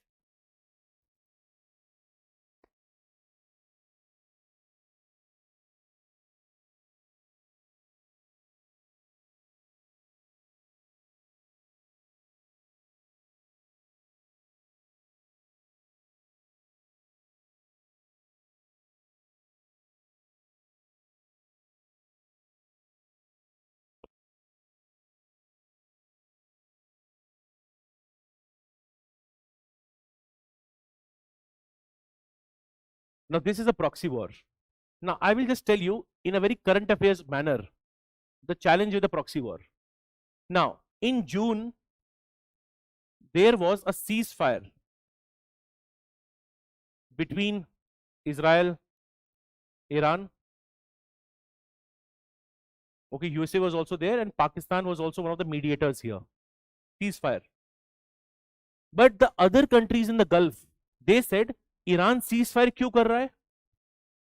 Iran will not do anything. It will ask its proxy to resume the war, but Iran will now do nothing. What is the benefit for Iran? All the sanctions which are put on Iran will be taken away, but Iran can still have its dominance in the region. What is proxy war? You directly don't attack. Somebody does on your behalf. Proxy. College में proxies मारी है? सही बात है, right? So what is that? So you have doing attendance for somebody else. Here, somebody is doing attack on your behalf. You are funding them, supporting them. So proxy wars are there. Proxy wars are not new. Proxy war also used to happen in Afghanistan. Afghanistan में USSR supported its proxies, US supported its proxies. Whenever you have time, Mujahideen and all these documentaries, you see how the Mujahideens ultimately led to the whole terrorism and security issues in the region. It is precisely US and USSR proxy wars. Right now you see Iran proxy wars are happening. Yes, keep this in mind. Last issue, maritime security. Now conventionally countries were only focusing on land, but now we know maritime security is very important. India also got the lesson in 26/11/2008. It went from a maritime route. So maritime security remains important. Fine. Another global shift is this part, important. Climate change is there. Climate change affects developed, developing, but it will impact developing countries more. They have less capacity. We are again looking at a word of clean energy transition. This year again in GS3, direct question was asked. Right, one of the easier questions in the exam. Challenges to India's energy security, padha hai? And what can India do? to sustainably manage its energy. If you see your environment handout, we know at least 10 technologies in clean transition, not one but 10. आप सबके सब लिख सकते थे उस सवाल में. So clean energy transition is the new buzzword. Everybody wants to do clean energy transition. Okay, that is one. Now, Arctic route. You can also write down here. What is NSR? Northern Silk Route. देखो Arctic में हो क्या रहा है? Just very simple thing I want to ask you. How many of you know this term AA? Arctic amplification. Just raise your hand. What is Arctic amplification? Arctic is melting at a faster rate as compared to the global average. Arctic is covered with ice sheet. If Arctic is melting, what will happen? Other areas will get exposed. Now these areas will help in movement of ships. I can do mining of resources. Arctic becomes a big buzzword and countries are interested to mine the Arctic region. Right? This is there. Lastly, we see a migration crisis. Yes or no? What is the migration crisis? Hello. Good. For example, one issue is Rohingya crisis. Persecution is happening. Think of entire West Asia. There is a migration crisis. Migration crisis में one issue is, सबसे बड़ा issue क्या है migration में? Resources. Resources are limited. Second is the issue of demographic balance.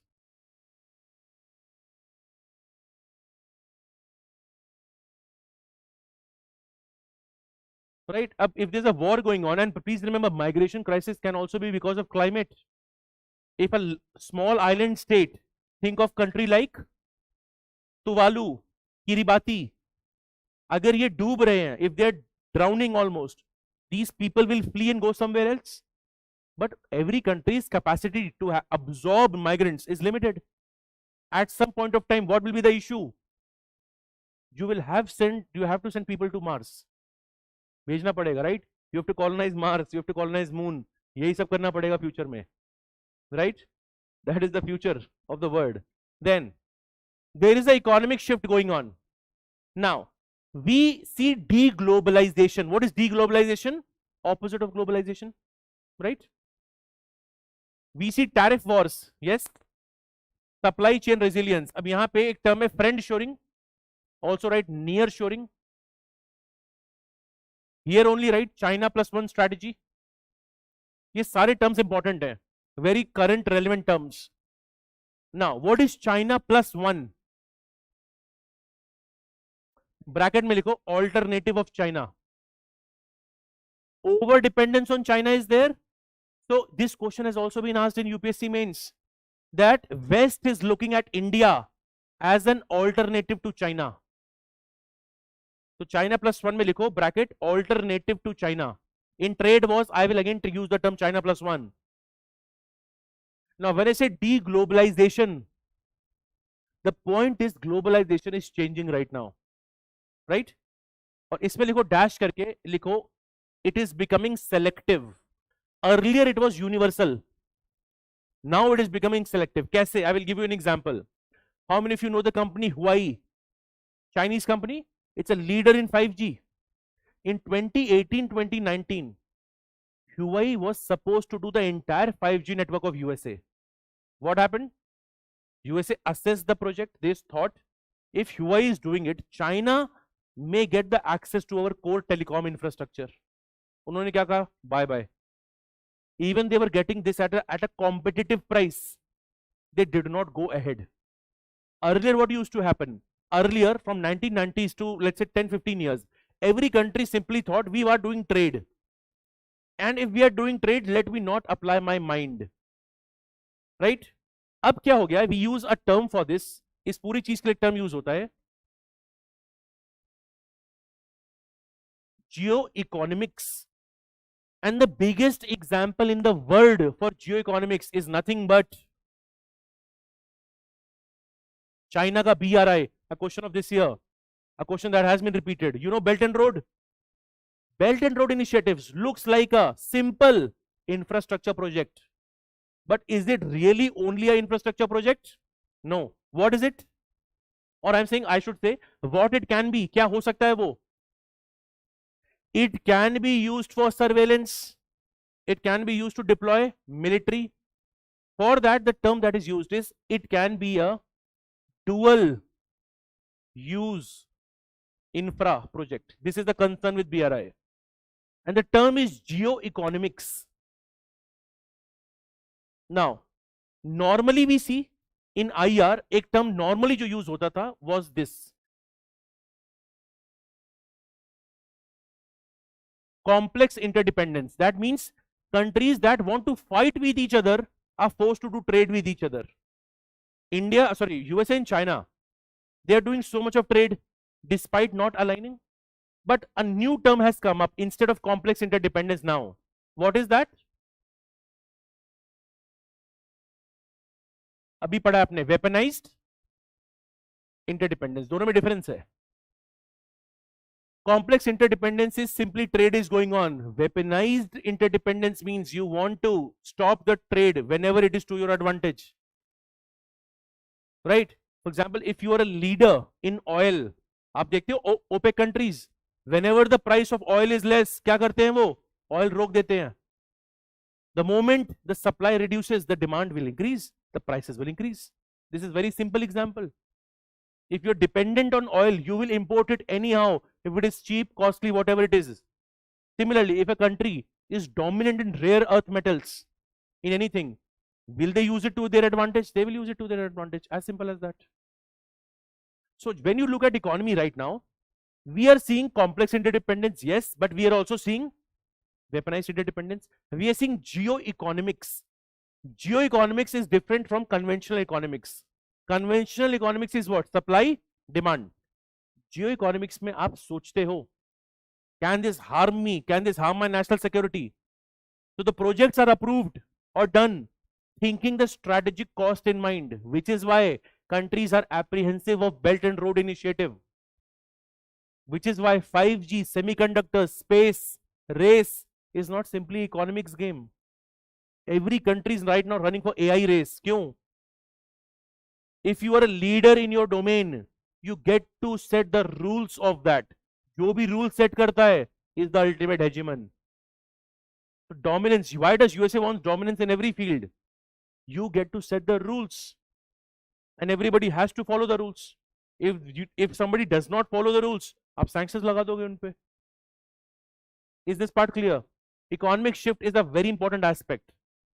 In fact, the question of BRI I can directly link to economic shift. And the last one, again, a very important domain, technology shift. पहला है AI. This year there was a question on agentic AI. And whenever you do AI, you should know AI, you should know generative AI, you should know AGI and agentic AI. What is agentic AI? So you have multiple agents carrying out complicated tasks as opposed to simple prompt and you are getting a reply. So agentic AI will have multiple levels of interventions, more complicated task. If you want to book a direct, I think this example of agentic AI, we also discussed in science and tech class. अगर मुझे बैठे बैठे कोई ticket book करना है तो everything right from seeing the price to booking the ticket to sending a mail, all of that will be done by agentic AI. So agentic AI simple है, agents होंगे. But problem with agents will also be what? They can replace people. Now companies are training agents right now, most of the tech companies. Fine. Semiconductors, अब यहाँ put a star mark, bracket में लिखो Taiwan, and also write silicon shield. This is the term that is used.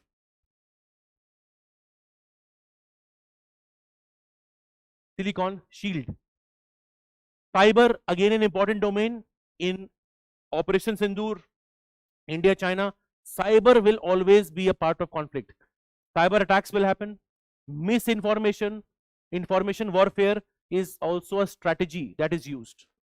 You see space. Space में सबसे बड़ा issue क्या होगा? अब सोचो weaponization of satellite.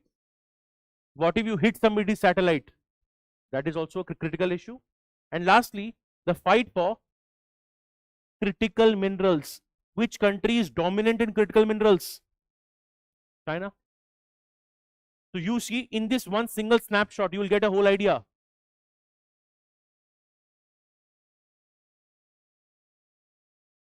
the whole idea in just one single page, and this will almost help you with any important IR event, right?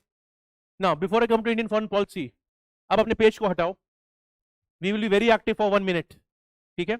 I will ask you a couple of terms, you will have to reply, right? The quicker you reply, the more confidence I will have that you know these terms. Fine? First thing, I'm starting with the first heading, that was the global power transition, word power transition. Okay? Now, do we know what is multipolarity? Bipolarity was during which time? Cold War. Fight between which ideologies? Liberalism, communism. Good. In this time of Cold War, which body emerged? NAM, non-alignment movement. What is unipolarity? One single power. Which was that power? USA. But USA was challenged by China, and also terrorist attacks, global financial crisis, rise of multiple powers. Now, what is great power rivalry right now? USA versus China. And the term that I used was Thucydides trap. When there is a established power and then there's a fast rising power, it can lead to a conflict, clash. Clear? Now, we saw complex interdependence. We also saw weaponized interdependence, weaponized supply chains. China +1. समझ में आ रहा है? अभी हमने देखा friend shoring, near shoring. What is that? अब देखो, globalization क्या बोलता है मुझे? I should buy from everybody. But now I am being selective. मैं सबसे नहीं खरीदने वाला. I will buy from my friends. My friends will become rich. I want that. I will buy closer to me. Right? So friend shoring, reshoring also challenge the idea of globalization. Why to buy with everybody? I will be selective. The moment you are selective, you are going against the established liberal order. Is that clear? Right? Then we also understood two main things. The multilateral order, yeah, liberal order is in crisis. Yes or no? Yes. Now, why is it in crisis? Think of USA. अब बताओ कौन से points पढ़े हैं? सबसे पहले Donroe doctrine, Venezuela. Second, US, Iran, Israel. Good. Third, exit from many agreements, including Paris. Resumption of nuclear weapon testing. Not focusing on Quad or perhaps G20, etc. ये सारे के सारे issues हैं USA में. What is the crisis of United Nations? Constant wars are going on, nothing it can do. Second, P5 is totally dominated by the West countries, right? It is undemocratic in that sense. What is the crisis of WTO? The trade war is a reflection of WTO is in crisis, DSB is in crisis. WHO, what is the problem? PABS, pathogen access and benefit sharing, right? What is the issue with IMF, World Bank, all of them? Mainly West dominated हैं सारे के सारे. This is a challenge. Your handout का last third or fourth page is again a topic of reformed multilateralism. So I'm starting with that and I will also end with that. So these topics, you will have every clarity on these topics. Fine? This is what. Then we saw shifts. Power shifts हो रहे हैं, multipolarity, rise of middle powers, then rise of China, India, etc. We saw technology shifts, we saw economic shifts, we saw security shifts. What are security shifts? Maritime, Indo-Pacific, proxy wars, terrorism. आपको सोचना पड़ेगा because see, conventionally security has changed. Earlier security was simply having strong borders, that's it. Now the notion of security has totally changed. You have to think of all this. आप secure हो, आपके बगल में war चल रहा है. Think of Europe. The crisis of Europe right now is the Russia-Ukraine war going on. And Europe's defense budget has increased a lot. It has to increase. They have to keep themselves secure.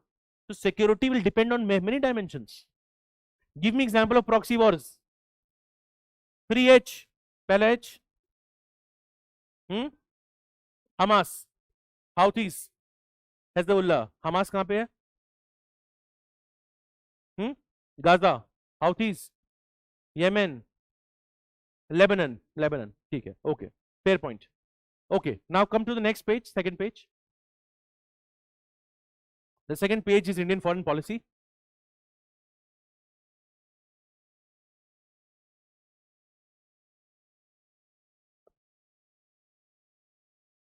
Now, these two pages will form the bedrock of your full understanding on Indian foreign policy, right? And when we discuss in Indian foreign policy, in the next 30 minutes, you will have a lot of clarity. The phases of Indian foreign policy, directly question nahi aayega us pe. But to understand IR, you need to know that in very good detail. Fine?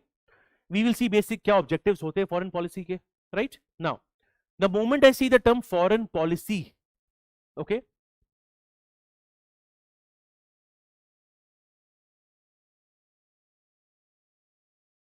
if you have space here, please write a definition.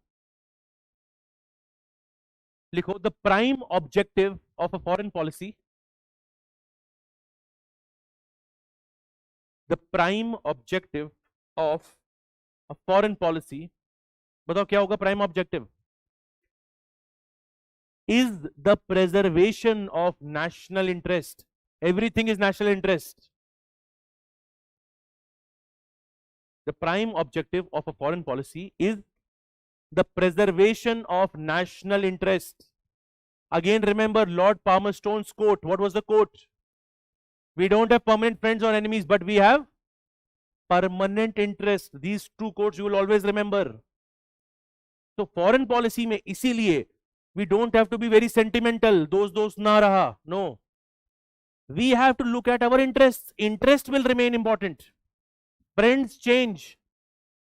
Even Atal Bihari Vajpayee will say the same thing. You can change your friends or enemies, but you cannot change your neighbors. When I start neighborhood, I will start with Atal Bihari Vajpayee's quote. Okay. So, now when I look at foreign policy, what is foreign policy? So basically, underline, main चीज क्या है ये? सिर्फ जो अभी पढ़ा हमने. Main चीज is national interest. But the national interest, can the national interest be shaped by geography? ठीक. अब देखो, हर एक चीज पे just one keyword I will give you for your understanding. ठीक. How can foreign policy be shaped by geography? सोच के बताओ. Think of India. We have a huge coastline and we have strong, big, long borders, right? So if we look at, that is why we also focus on Sagar, security and growth for all. We focus a lot on our border security. Think of Russia. Think of Russia's geography, and you will again understand why Russia attacked Ukraine. क्यों? From a geography angle सोच के बताओ मुझको. Good. Which sea is there close by? Black Sea.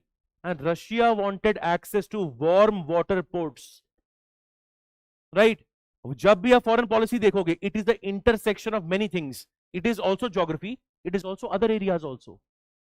So geography for India, if you think of India's geography, you have land borders, you have Himalayas, you have tough terrain, and you have a very long coastline. So your foreign policy has to do what? Keep yourself secure. बहुत जरूरी चीज है. Correct? Second, it is about history. How does Indian history impact its foreign policy? सोच के बताओ. India had a long colonial rule, so we were committed to decolonization. We were committed to South-South cooperation. क्यों? We had faced these challenges. India supported, for example, the anti-apartheid struggle. You know this? What is apartheid? Issue of racial discrimination. We already had seen this. Yes. This is there. Foreign policy is about economy. How many of you see India signing so many FTAs? Free trade agreement, right? Trade deals, economic cooperation, even that is a part of foreign policy. Many times when a leader, prime minister meets, president meets, you see so many businessmen around them. So foreign policy mein economic aspect will always be there. Without prosperity, you cannot do much. Correct? Now, it is also about security needs.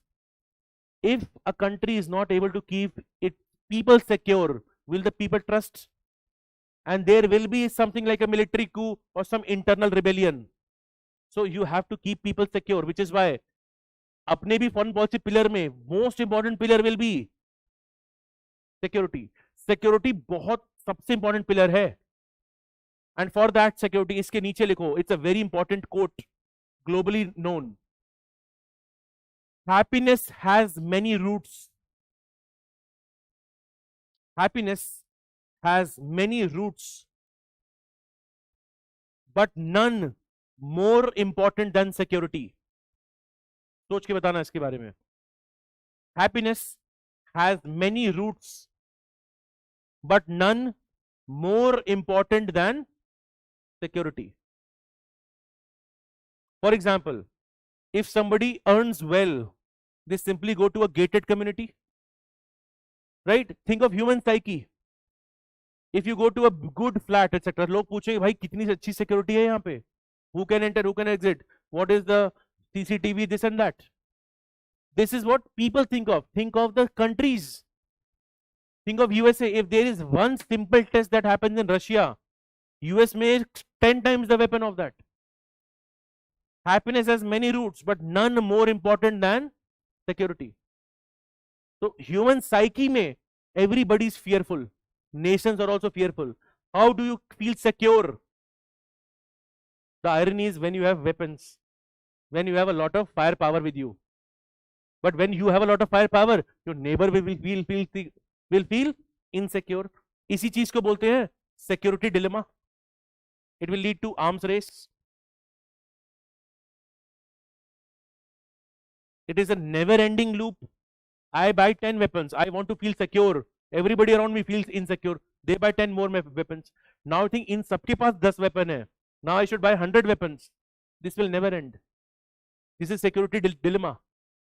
This is also a challenge.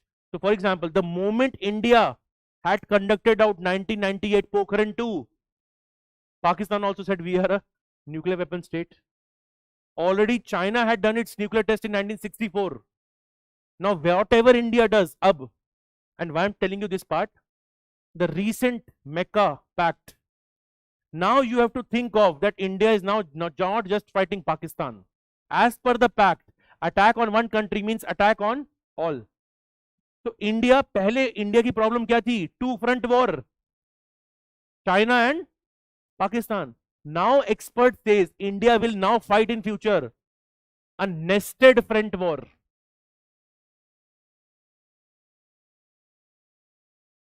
Because it is not just now one country. एक country के साथ एक package आ रहा है साथ में पूरा. The term used is nested front war. This is just one analysis. Mecca agreement right now I'm not doing. We will do it at a later point of time, but just keep in your mind and think of the developments that are happening in the region. This is where you will appreciate foreign policy, right? Now, foreign policy is also dependent on leadership. Just to explain this point to you. Now, if you think of Jawaharlal Nehru, he had a different brand of leadership. If you think of Indira Gandhi, different brand of leadership. Atal Bihari Vajpayee, different brand of leadership. Manmohan Singh, different brand. Again, Prime Minister Modi, different brand. Now, there will be some centralization because of leadership. Okay. Right now, if you see, many people say, and of course, not many people, even academically, PMO and NSA, they actually dominate Indian foreign policy. So that means foreign policy is not being made by MEA. Traditionally, who has to make foreign policy? MEA. Right now, who is making? PMO or NSA. But you don't know what happened previously. Even during Atal Bihari Vajpayee's times, NSA was very powerful. During Indira Gandhi's times, PMO was very powerful. So different leaderships will have different styles. Okay, but isme bhi core what you have to know. The method may change. The objective will always remain same. Objective is national interest. How to achieve that? A different leader may have a different word, different priority. But that will never mean that India ka national interest change hota ja raha hai. National interest, the core part will always remain the same. How to achieve it will change. Is that clear? Now, lastly, this you will tell me. How does a foreign policy be impacted by global power structure? Think about it. You should be able to answer this.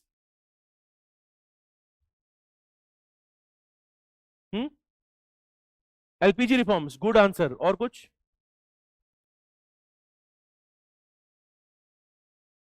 ध्यान से पढ़ो. I am saying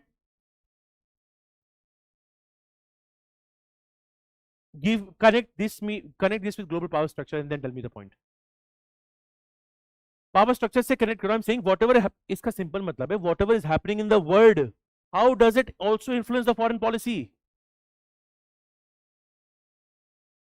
Best example, when you had Cold War, what did India ultimately go for? In NAM, what did we go for? Strategic autonomy. But the moment Cold War ended, India also adopted LPG reforms, that is economically. But this is the time when India went for, look east. This is the time India had diplomatic relations fully with Israel. So the world order, global power structure also influences your foreign policy outcomes. For every word I have given you some example, right? Now, chalo very quickly, geography का example बताओ. How can geography influence foreign policy? Think of border dialogues, think of maritime security, think of सागर, ठीक है? History कैसे करेगा? Think of anti-colonial, right? Think of South solidarity, independence. Economy, again we have seen LPG reforms, FTA. Security needs, बताओ कैसे? Same cheese, right? So we have to assess security needs. Okay, it can be maritime security, etc.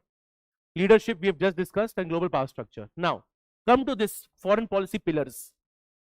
Now, this is going to be important. If you get a question, see the second page of your document. Second page blank है, लिखा क्या है? Continuity and change in the foreign policy. Pillars हमेशा same रहेंगे. So there will be a continuity in the pillars. Change is some speed. For example, earlier diaspora was a focus, but right now diaspora is the prime focus. Right?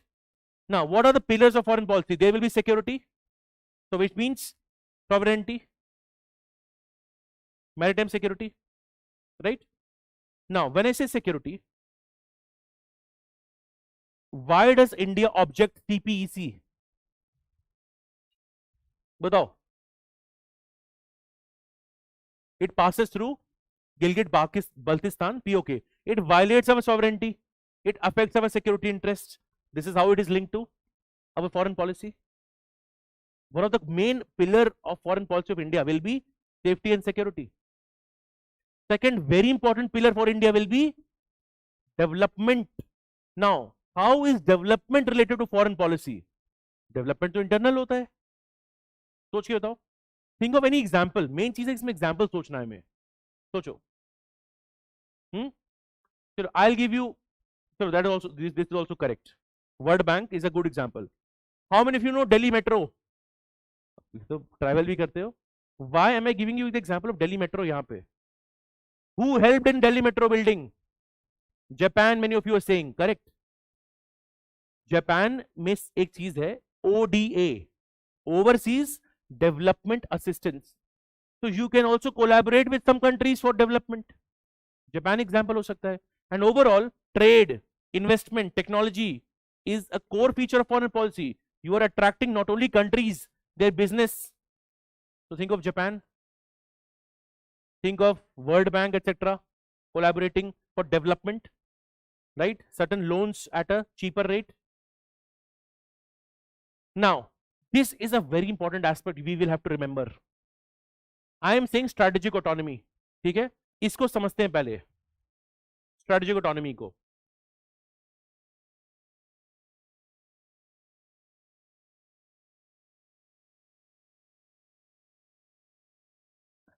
What is the meaning of strategic autonomy?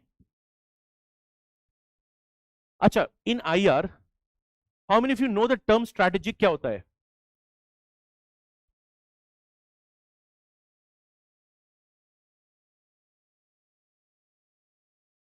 There are two terms. One is strategic, one is tactical.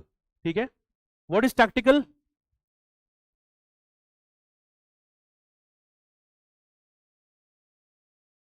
What is strategic? Second thing is strategic is more security related.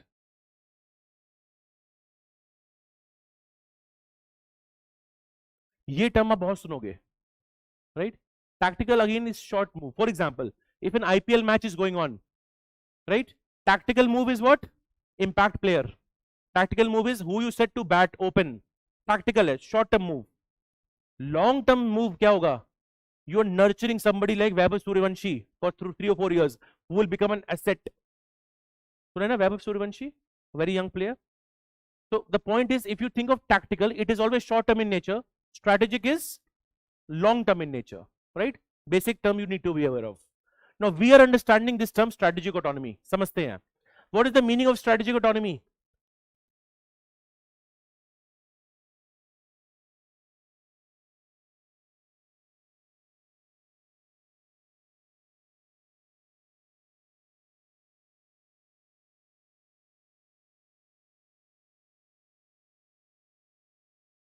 Independent decision making. Very simple. Now, this term also has evolved. During Cold War, we were equidistant.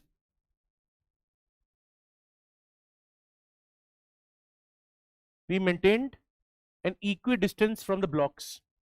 क्योंकि देखो, strategic autonomy has changed, but post Cold War, again the term is used. Now we go for strategic autonomy. Now has become more of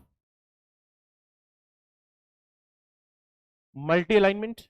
It has become more of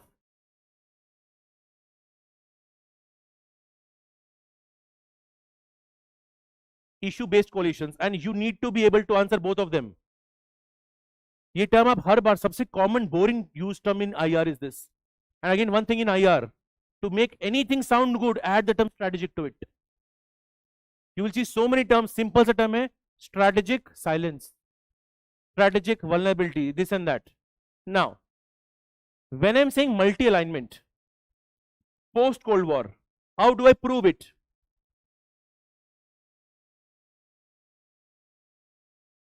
Is India able to have relations with both Russia and Ukraine? Both Russia and Ukraine. Okay. India is able to buy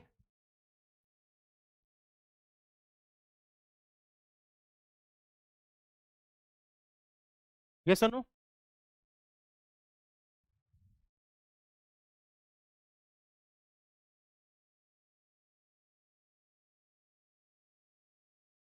India is able to buy Russian oil, weapons, despite the Western pressure.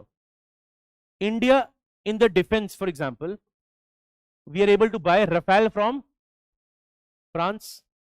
Israel se we take Barak 8 missiles, etc. With US, so many things. This year in prelims, they had asked you C-17, C-130, Globemaster. क्या होता है ये?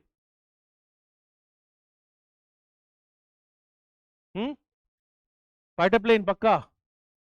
Or is it a carrier? It's a carrier. Right? What is P-8I? कहाँ पे? If you know the meaning of P, हमेशा answer पता रहेगा आपको. P is Poseidon. Who is Poseidon, by the way, in Greek mythology? He is the god of sea. And he is the one who had cursed Odyssey, जो Ulysses के ऊपर हम बात करते हैं. And he has cursed him, just a Greek mythology reference. So if I know Poseidon, I'll just show it to you. We are saying P8I, ठीक है? अब this is more relevant for, it is for maritime patrol reconnaissance, okay? And this is again a Greek reference name, right? The god of water, या god of seas. तो इससे याद रखेंगे, anything related to maritime is this. Poseidon कहीं भी देखेगा वो maritime answer होगा उसका, ठीक है? Boeing is the company that makes it. India was getting P8I. That was what I was mentioning. Okay. This is more relevant from Prim's perspective. Coming back, so ये सब तो है ही, and even with Russia we are able to get. It does not end here. Think of West Asia. We are able to have relations with Israel, Palestine. While doing so, we have said very categorically, we support a two-state solution. We are still able to engage with Iran, and other Gulf members. What is that? Strategic autonomy. But हाँ ये याद रखेंगे, strategic autonomy also has limitations. Right now we are doing multi-alignment. This we were not doing during Cold War. Cold War में the philosophy was equidistance. हर एक से दूरी बना के रखो. अभी क्या है? We will collaborate as per our own interest. As simple as that. Fine.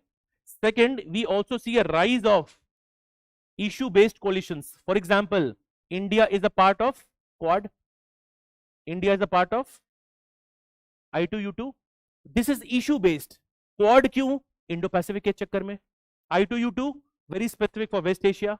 So we are also part of issue-based coalitions. Earlier this was not there during Cold War. So strategic autonomy has transformed itself. अभी BRICS है for example, South-South cooperation के लिए हमारे पास. So right now strategic autonomy has transformed. Earlier it was something else, now it has become something else. Why? Simple answer है, word order has changed. That is why we started the class with word order. This is how you will understand any type of analytical question. ये बहुत ही analytical है, 15 marks में आएगा अगर, you will be able to write it. And the question will be somewhere on the line that India's strategic autonomy has transformed from its independence to the current world. This is how you have to talk about it. This is the transformation that we are seeing. And India, by the way, has never been a US ally. We only are US partner. Ally nahi hai. Why are we not a US ally? Ally comes with a cost. You will not have strategic autonomy. Ally means if US is under some issue attack, you have to fight the war of US. We don't want to be put in this situation, as simple as that. So when you are looking at strategic autonomy, this is the evolution of relations. Ab, I am asking you, does strategic autonomy comes at a cost? Yes. Ab, I will explain you. Same, ये मैंने लिखा ना, buy Russian oil despite Western pressure. What did we get in gift? Which gift we got? बढ़िया सा gift मिला हमें. Now some people believe India is paying a huge cost by committing to strategic autonomy. This is one side. We are paying for 50% tariff. So the cost people say we are paying is twofold. We are paying a reputational cost and we are paying of course a monetary cost. कैसे है reputational cost? Trump and West, they will say India is financing war. If India is buying Russian oil at a discounted price, Russia gets to benefit from it. You have a rupee-ruble money arrangement. So West has, in fact, Trump has said this many times. India is supporting the war because India is continuously buying from Russia. This is a reputational cost. And of course, second thing is a money cost. So strategic autonomy इतनी simple चीज नहीं है. If you adhere to strategic autonomy, you will piss somebody off. Somebody or some people are bound to get hurt. That is why it is said, if everybody is your friend, who is your real friend? Nobody. Right? A friend of all is a friend of none. Something like that, right? This is the issue. And USA has put a lot of pressure. In USA, you have something known as CAATSA. What is CAATSA? Countering American Adversaries through Sanctions Act. CAATSA में 3 countries के नाम थे. North Korea, Iran, Russia. And USA had said, if anybody is going to do trade with them, we will apply sanctions on them. Earlier they were not applied, but in the recent times, Trump, by the way, has again said, we will again put more tariffs on anybody buying Russian oil. What is that? Again, this is geopolitics. Actions may have consequences. And USA in Trump or under Trump is very transactional. What is the meaning of transactional? It's a give and take. Okay? Very close to a deal. Trump puts a lot of tariffs. Why? They want the countries to renegotiate. हमने tariff लगाया. Now you are on the back foot. You will now ask, make us this, make it easier, this and that. Keep this in mind. So if the topic is strategic autonomy, please remember, India's exercise of strategic autonomy is different. In fact, I should say, Even though we are a member of Quad, we are able to have good relations with USA and we are able to have good relations with China. To the extent Xi Jinping says we are looking at a, abhi padhenge this term in the India China relations, elephant dragon tango. Quad join करने के बावजूद you have decent relations with China, because the perception is Quad was seen to be like an anti-China grouping. I am saying perception. Are we able to understand this? Strategic autonomy is the pillar, but how strategic autonomy has evolved is a totally different case. Evolve in a different manner. Fine? Okay. Now, I hope you now understand this. So we are pursuing issue-based partnerships. Now, global role, very important. Since our independence, we have talked about reform of institutions. We have talked about we want to have a permanent seat in the P5, right? Voice of Global South.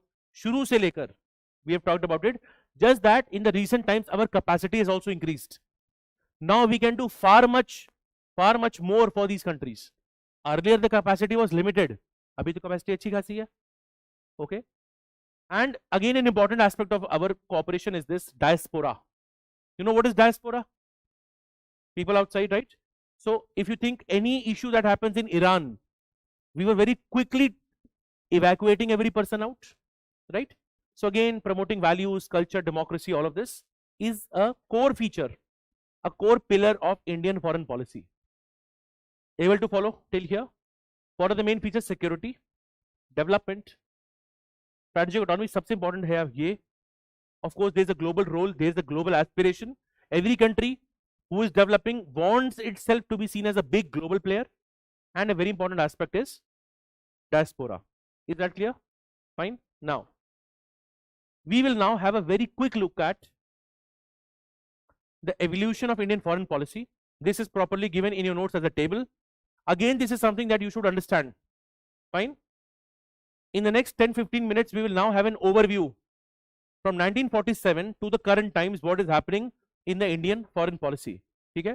Now, पहला phase जो आपके notes में लिखा भी होगा ना, it is all of that is written in the table. Okay? You have a case of optimistic non-alignment. दो major चीजें हुई यहाँ पे. First, this is written as optimism. What is optimism? It is idealism. Right? So देखो, just underline the keywords. There is idealism. Okay? और यहाँ पे ऊपर put a dash, right? Nehruvian idealism.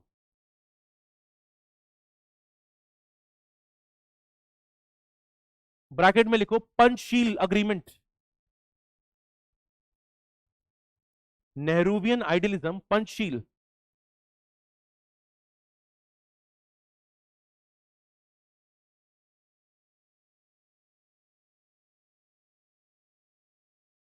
ठीक है. And specifically, why are we saying this? So we were too committed to the idea of Hindi, Chini, Bhai Bhai, that we were not looking at the practical, realistic side to it. Okay, that ultimately the issue will happen. Why this ends at 62? In 62 we will have what? India, China, right? So there is idealism. In this phase, you also have NAM. What is NAM? Non-aligned movement. Now here you will write two things in NAM. पहले याद रखेंगे.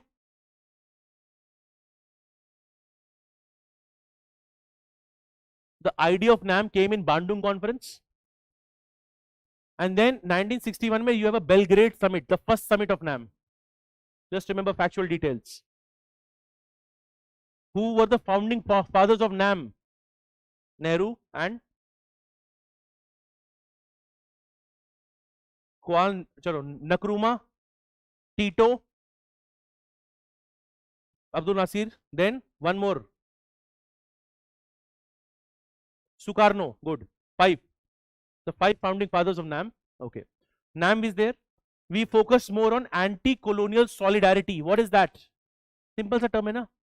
Right? We had 200 years of colonial rule. We wanted to move away from that. So we were having anti-colonial focus was on moral diplomacy. But यहाँ पे क्या है, there is only, इस चीज के लिए जो शब्द, the thing that we use is this, everything was moral in nature, moral politic.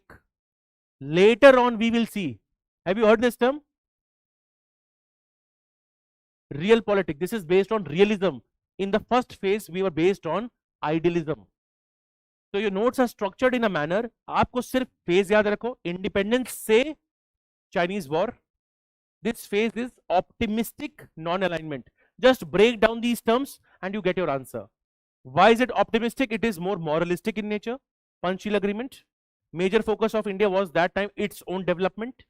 We were grappling with many issues, poverty, hunger, etc., education, health. And yes, there was NAM that was there. I hope that part is clear to us. समझ गए? This is there. Now the moment we face a war, 1962, now you will see, अब देखो phase change हो रहा है. By the way, ये जो phases हैं फॉरेन पॉलिसी के, please write it somewhere. This is as पर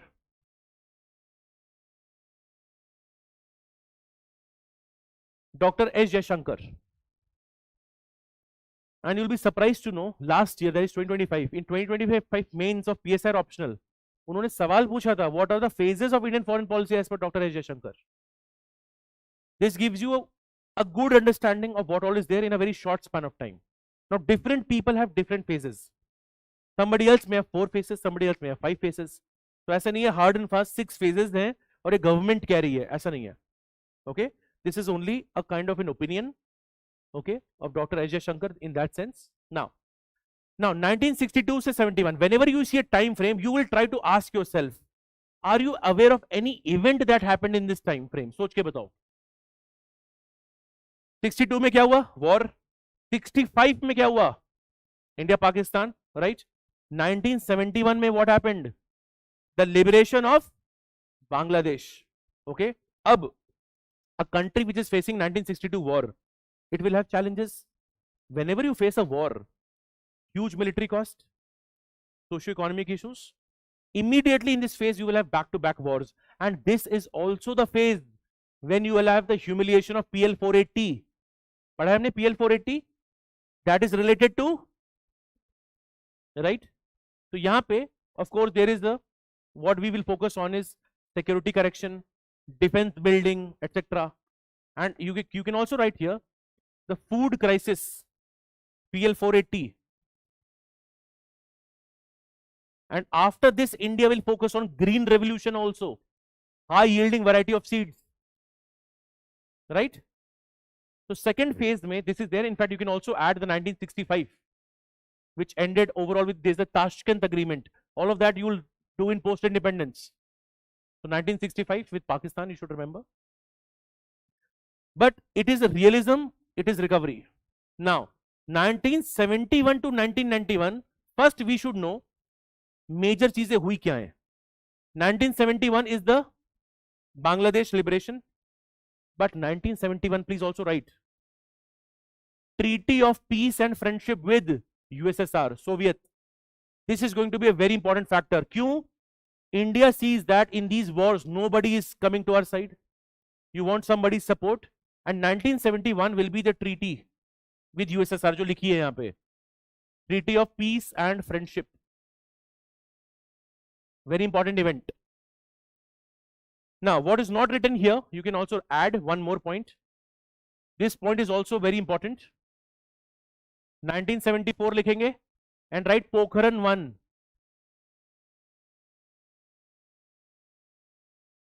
India's again strategic autonomy, self-reliance. What is Pokhran 1? The nuclear testing India will do. And in 1998 it will be what? Pokhran 2. Acha. The moment Pokhran 1 happens, what will happen globally? एक group बनेगा इसके बाद. कौन सा group है वो? NSG या NPT? मैंने NPT बोला, आपको NPT लगेगा. This is the confusion. Now this you will again read in prelims, but for your reference please remember, when I say NPT, non-proliferation treaty, it is 19, right? 68-70 के आसपास. But NSG is the group that will be formed immediately after Pokhran 1. NSG is immediately formed after Pokhran 1. अब आपको NSG क्यों याद होना चाहिए?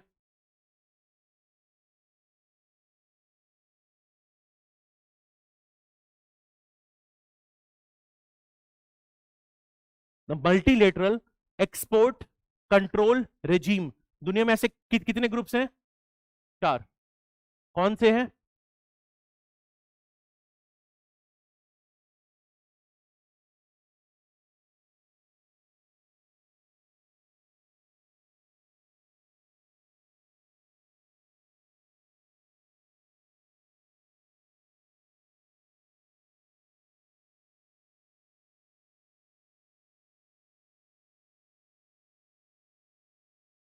There are 4 of these groups. I'm writing 3 or 4, which means India has joined 3 of them in this sequence only. सबसे पहले ये join किया था 2016, 2017, and this year I'm forgetting. MTCR is related to, this is Missile Technology Control Regime. इसके example आपको बताता हूँ. Earlier the range of BrahMos could not be more than 300. After being a part of this, BrahMos can be more than, right? Vasinar is about dual use technology. Australia group is about chemical and biological weapons. India is a member of these last 3. India, this group was created post Pokhran 1. This group put sanctions on India that these nuclear supplier, all this technology will not be given to India. India actually wants to be member of NSG. क्यों नहीं बन पाता member? यहाँ पे decision making is based on consensus. Even if one member blocks, जैसे China blocks India's entry, we are not being able to be a member of this NSG, nuclear suppliers group. Decision making is based on consensus. अगर सब members साथ में decision लेंगे, only then you'll be able to become a part of it.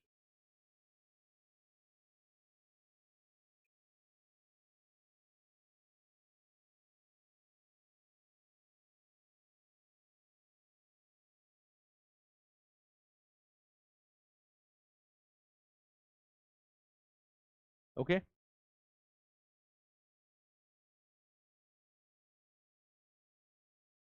To keep just this in mind, there are 4 groups. And energy, now you will connect better. You will think in your mind, Acha, Pokhran 1, this happened in 1974. This was the genesis of NSG. But don't confuse NSG with NPT. NPT is Non-Proliferation Treaty. Usme, there was a cutoff date.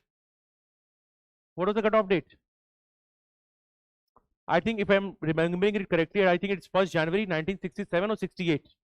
The countries that have weapons, nuclear weapons before this date will be designated as NWS, nuclear weapon states. ठीक, कौन से countries थे? 5 countries थे यहाँ पे. So this treaty was said to be discriminatory in nature. It divides the country into haves and have-nots. India says NPT creates a nuclear apartheid. It is a discriminatory treaty. Keep that in mind. This you will remember. अब देखो 71 से 91 again remember. 1971 Bangladesh war हुआ. You have Treaty of Peace and Friendship with USSR. Pokhran 1.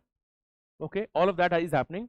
But slowly and steadily, India is able to assert itself in the region. सबसे बड़ा assertion was this creation of Bangladesh. It again showcased India's military power. This is happening in from 1971 to 91.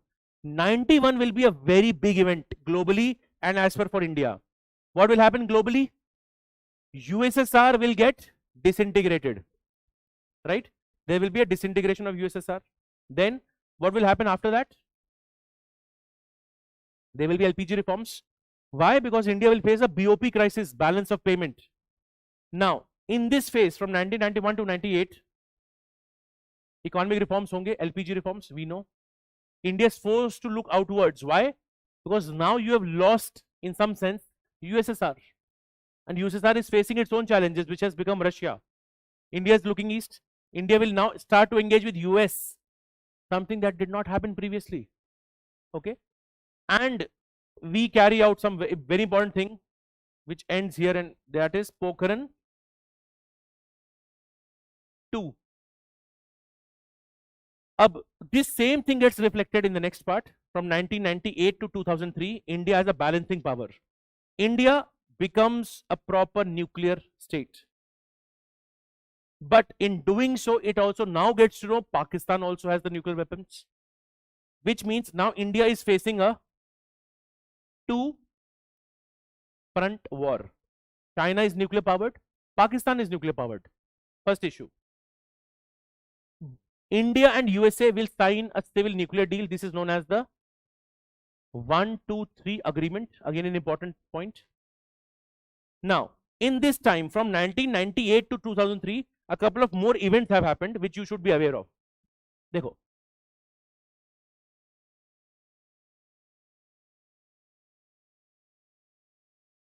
Globally, one of the biggest events, two big events will happen.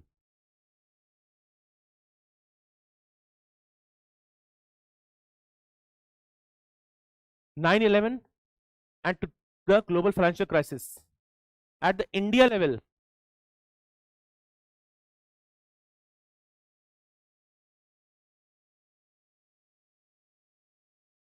India gets civil nuclear deal despite being a member of NSG or NPT. So that's a big landmark. But India will also face 26/11. Okay. And here, please remember, despite the global financial crisis, India is able to navigate well.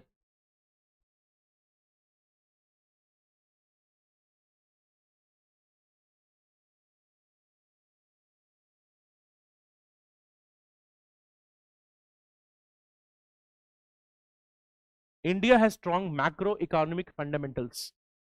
And it is this time where India will grow at a substantial rate. Other people, other economies will struggle. But you will see India performing fairly well in this time. Okay, credit to RBI again, the previous Prime Ministers, Manmohan Singh, right? So India will be able to navigate. And it is this phase where India's weight overall will increase in the global sphere. Why? Good economic transformation is happening in India. India is able to get the cooperation of USA as well. Relations are getting better. And development will be very important. In fact, 1991 se pehle, sometimes a term that is used, Hindu rate of growth, right? Slow rate of growth. But now because of LPG reforms, what we will see, there will be a substantial growth, faster growth that you will see in India. Okay. Yeah, balkanization of USSR, that is correct. So keep this in mind. Global events or Indian events you should have in your mind. This will help you very quick analysis. You should know this at the backdrop. ठीक है?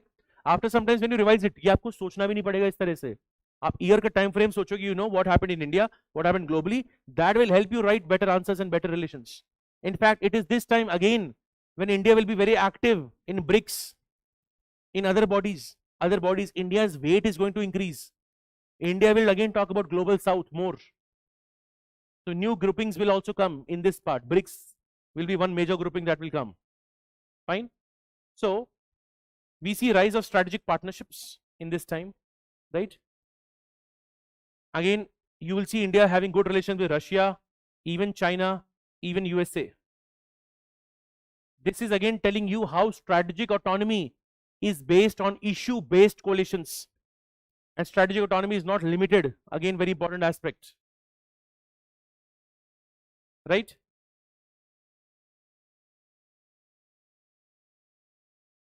Following till here. Now you come to the last phase, energetic engagement. Okay? This phase in the next page we will do in more detail, but again remember, if you look from the recent times, what has happened to Indian foreign policy? What changes can you tell me? जैसे look east has become act east. Main चीज is, see, focus is still on Southeast Asia, but the way reforms and things are going to be implemented will be faster. We are focusing on neighborhood first policy, Indo-Pacific, global south, issue-based coalitions. Give me example of issue-based coalitions. Quad, one very good example. We can even say SCO, basically BRICS also. We can say I2, U2. Now, I want to ask you, any particular changes in Indian approach that we see in the most recent phase? सोचो, self reliance good और कुछ? Has our approach to Pakistan changed? बताओ. Defensive offense and any other term that you are aware of? Because see, the same thing we will see now in this. अभी जितना पढ़ा हमने, we have seen two things. We have seen evolution and we have seen the core pillars. Now we will see this question. If you recall, in our polity class also, I gave you 3C framework. If I have to evaluate Indian constitution at 75 or 80 years, कौन से 3C's थे? Continuity, changes, challenges. Same चीज हमें यहाँ नहीं पता नहीं चाहिए. यहाँ पे already continuity and change is there. Now, if I have to talk about continuity and change in foreign policy, and change में I'll make it more explicit. देखो continuity क्या होगा? Things that have remained same. Ultimately, I will have to talk about the core pillars of Indian foreign policy. वो कभी change नहीं होंगे. Our commitment to sovereignty, territory integrity, development, right? Strategic autonomy, right? Let's say South solidarity. All of that will remain the same. But how do we do that? वो change हो जाएगा. Yes? Now, write a heading. First, I'll tell you points related to continuity. Major यहाँ पे changes हैं which is there in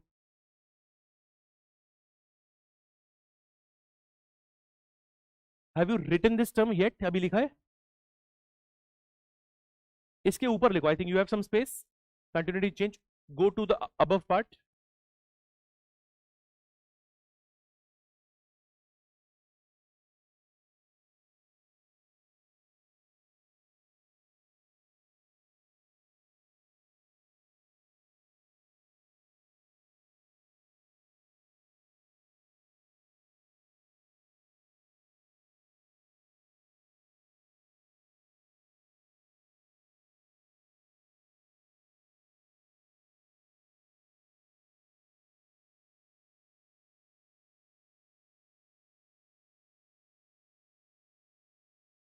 Continuity change में I think before I'll quote maybe a book. पहले लिखो, just write a name. वो सी राजा मोहन. उसके बाद we'll be completing this part.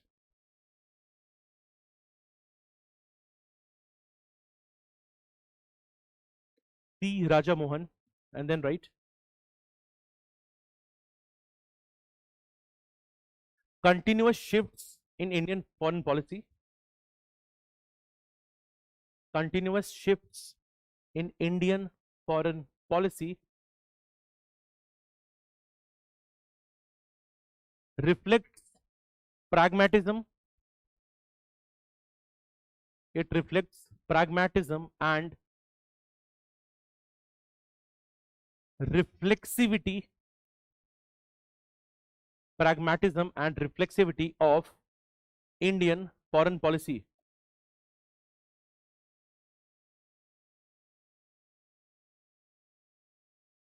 Pragmatism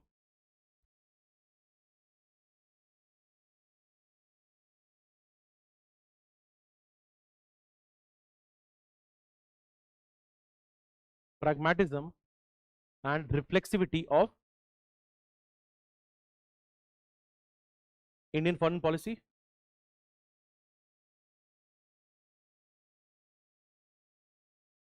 So first is this.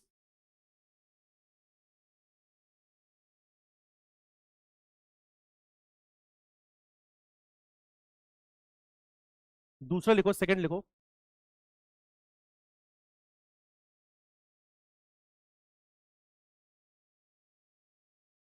देखो, Indian diplomacy from Nehru to Modi. This actually is the name of a book also. Indian diplomacy from Nehru to Modi. Put a dash. Only the means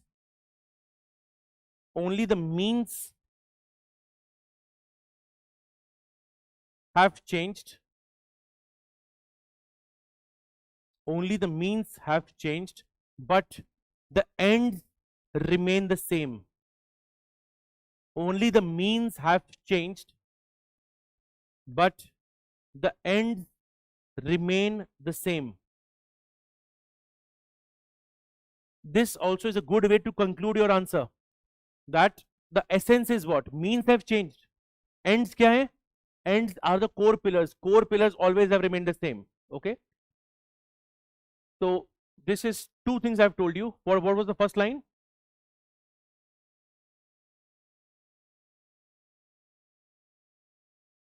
So first was that. Second one was?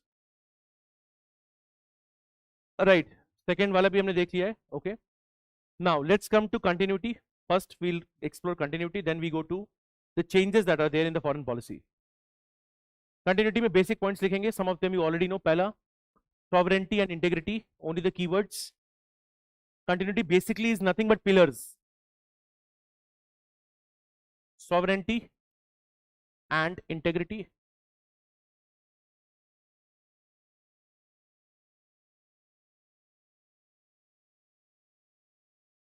Bracket में लिखो 1962, pharma 1971, pharma LAC. What is LAC? Actual control. And 62, 71 LAC, and even terrorism today. So since the old times to the current times, sovereignty and territorial integrity has been a core concern. इसमें एक और example लिख सकते हो, कौन सा? CPEC, China Pakistan Economic Corridor. Core concern remains what? Sovereignty and commitment to territorial integrity.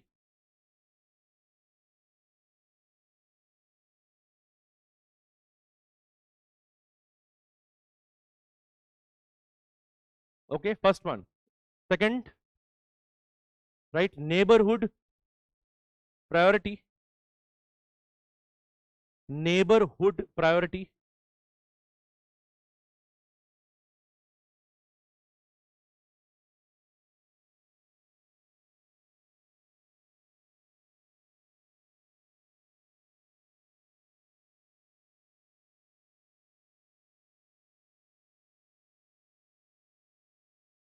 तो इस पे लिखो ब्रैकेट में, from Gujral doctrine, I will be explaining this to you.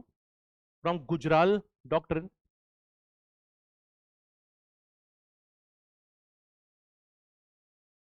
what is Gujarat doctrine related to which person?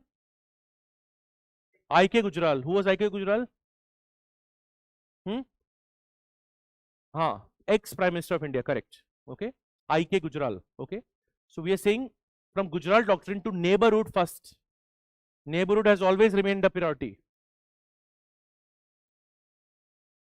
From Gujarat doctrine to neighborhood first,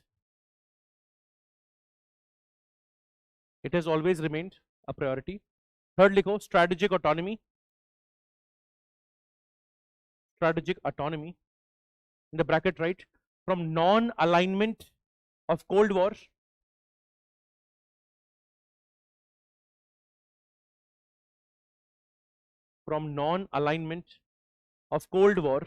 to multi-alignment of today. This we have understood in good detail. From non-alignment of Cold War to multi-alignment of today.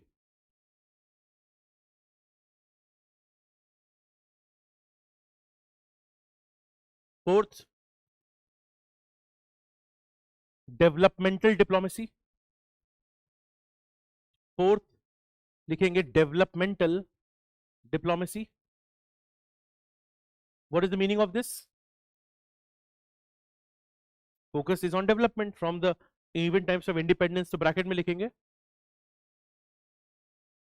economic growth, trade, trade and technology, which means they have always been a focus, right? Fifth, right, global south orientation. This has always been there. All of this is continuity. Global south orientation. Click off from NAM, from NAM was all about Global South. From NAM to G20 presidency. We recently had G20 presidency and Voice of Global South. From NAM to G20 presidency and Voice of Global South. That is the Global South orientation. And the last one, देखो, multilateral reform. Again, something we are speaking again and again. Last point है हमारा multilateral reform. So India since a long time has been championing, we are talking about. So इसमें देखो, demand for fairer UN, demand for fairer UN, United Nations UN, Pharma, World Bank, IMF, WTO, etc. This has been a consistent demand. ये क्या है? Continuity. अब continuity we have जो भी points लिखे हमने, one is the pillar and we have explained it how it is always continuous demand, right? Now quickly tell me what are the pillars of continuity, starting with sovereignty, territorial integrity. Second one, neighborhood priority is there. Then strategic autonomy. Third or fourth, development diplomacy. Fifth, global south. Sixth, right? अब देखो, अगर अपने को इतना ही पता है, answer यही खत्म हो सकता है. कैसे? You know the difference between moderates and extremists. Both of them wanted independence for India. Moderates का pace बहुत कम था. Extremists, the pace was more. The demands were relatively same. Ends were same, means were different. Same चीज यहाँ पे भी है. The way to achieve means has changed in the recent times. Right? So now write changes.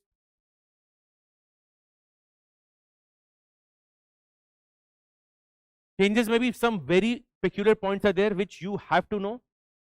सबसे biggest or most important change will be what? I'll give you a hint. Think of first phase of Indian foreign policy. First phase was Nehruvian idealism. अब क्या है? Realism. So write first point. Changes में लिखो.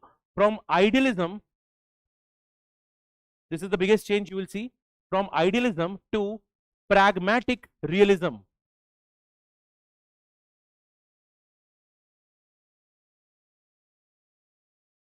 From idealism to pragmatic realism. Second लिखो, this point you know, from non-alignment to multi-alignment. From non-alignment to multi-alignment. इस पे लिखो, India engages US, China, Russia, US, China, Russia, EU, Israel, Gulf, and Global South simultaneously.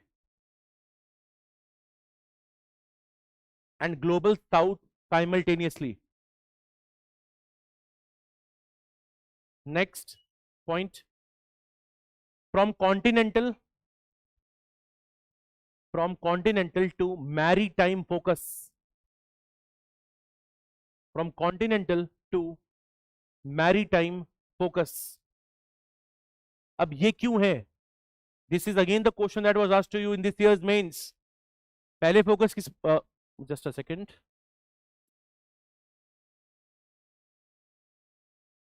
Hello.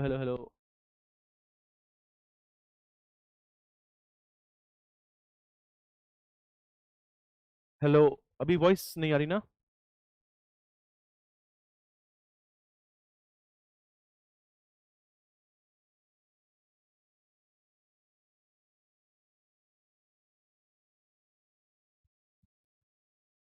Is the voice? Acha, now it is fine at the back.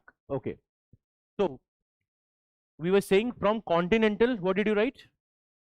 To maritime. Now, for example, earlier the focus was mostly on the borders. Abhi focus किस पे है? Indo-Pacific. The focus is on Sagar. What is Sagar? Security and growth for all. तो इसी point में लिखेंगे dash करके. Greater focus on Indian Ocean. Greater focus on Indian Ocean, comma, Indo-Pacific, Sagar,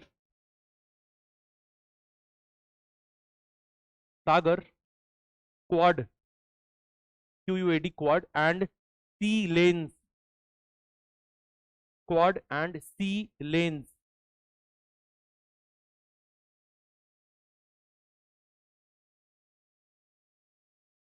Sea lanes.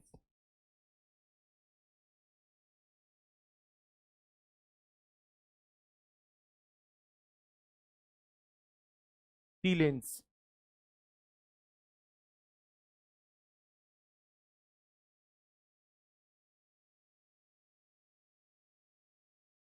Fair point. Okay. Now, that is one. Indo-Pacific, etc. We'll be discussing it in a moment. How many changes have we written till now? 3. Come to the fourth one. From aid recipient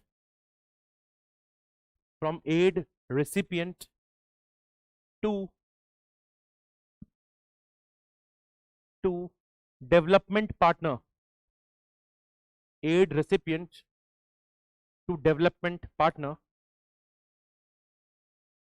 In the bracket write ITEC. Whenever you have to write about South-South cooperation और development, सबसे बड़ा component in India का है ITEC. ITEC is Indian Technical and Economic Cooperation. For any country in general, a lot of training that we carry out is through this program ITEC, right? Africa में भी सबसे बड़ा component training का is India's ITEC. It's a very old program for South-South cooperation that we have, for example. So पहले क्या हो रहा था? We were receiving aid, but now what is happening? We are promoting development in the regions, right? Bracket में लिखो. You've written lines of credit. So लिखो. So one is ITEC, comma. Second लिखो LOC. India provides lines of credit. Now one example I'll give you in lines of credit. लिखो dash करके $4 billion to Sri Lanka in 2022. $4 billion to Sri Lanka in 2022.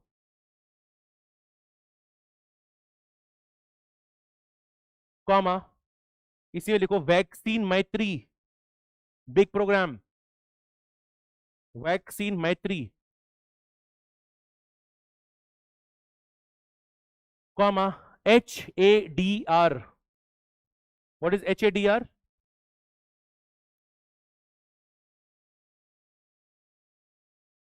Humanitarian assistance and disaster relief.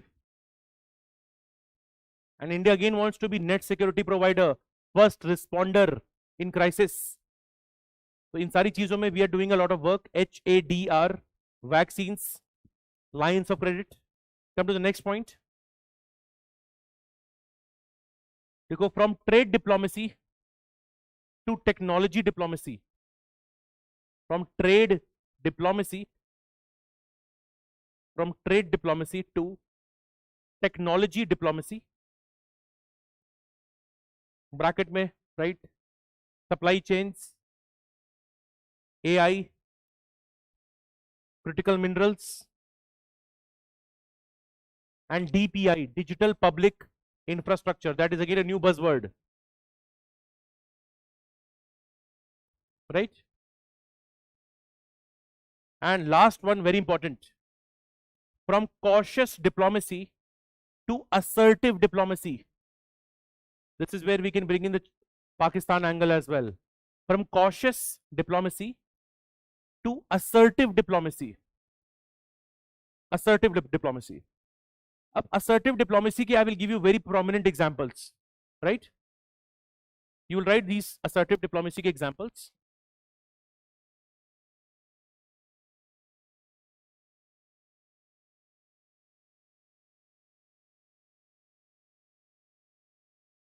these are both examples.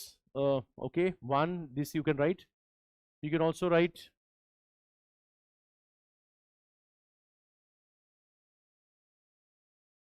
Doklam clash. You can talk about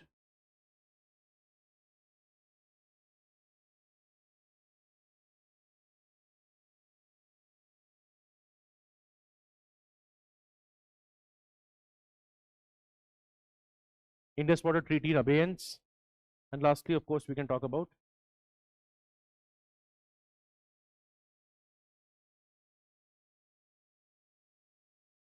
hot pursuit. One is surgical strikes. Surgical strikes, many of you are aware of.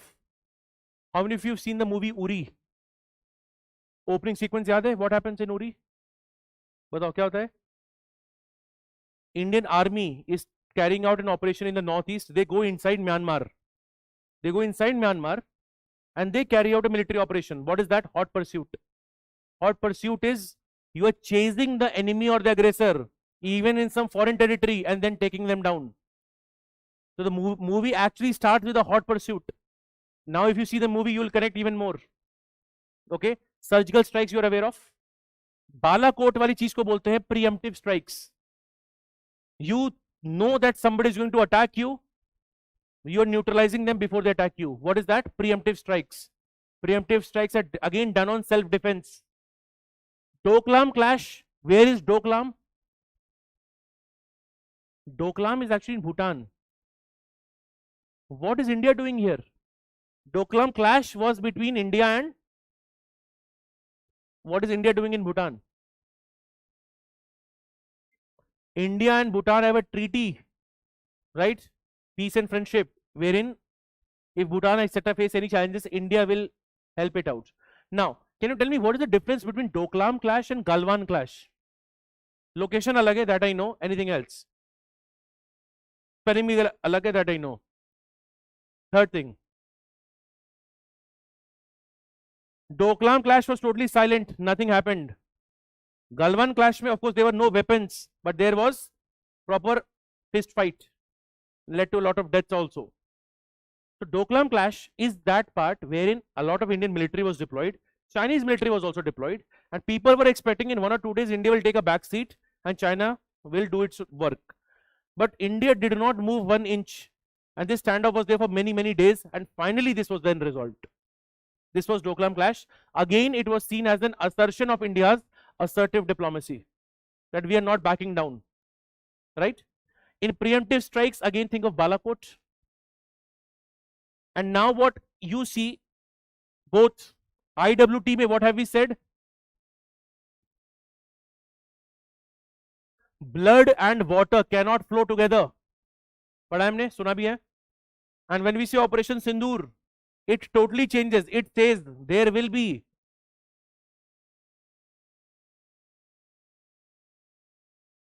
it talks about retaliation. In fact, the term that is used is decisive retaliation. And again, India said that we will not agree to the nuclear bluff. Okay, any terror attack will be again seen as an act of war. Act of terror is an act of war. So the doctrine right now has changed. And Operation Sindoor again happened keeping in mind both the countries have nuclear power. So somebody would believe that India will not do any action, fearing Pakistan may retaliate with nuclear weapons. But this happened despite nuclear weapons. And this for India is the new normal. That we will not be held hostage to the threat of nuclear weapons. So if something happens, any war of terror will be seen as an act of war. So this is from a cautious diplomacy. Now this is more of a assertive diplomacy. Is that clear? These are the major changes that you will see in the approach, continuity and changes with India. ठीक है? अब देखो. Again, if the state question is more detailed,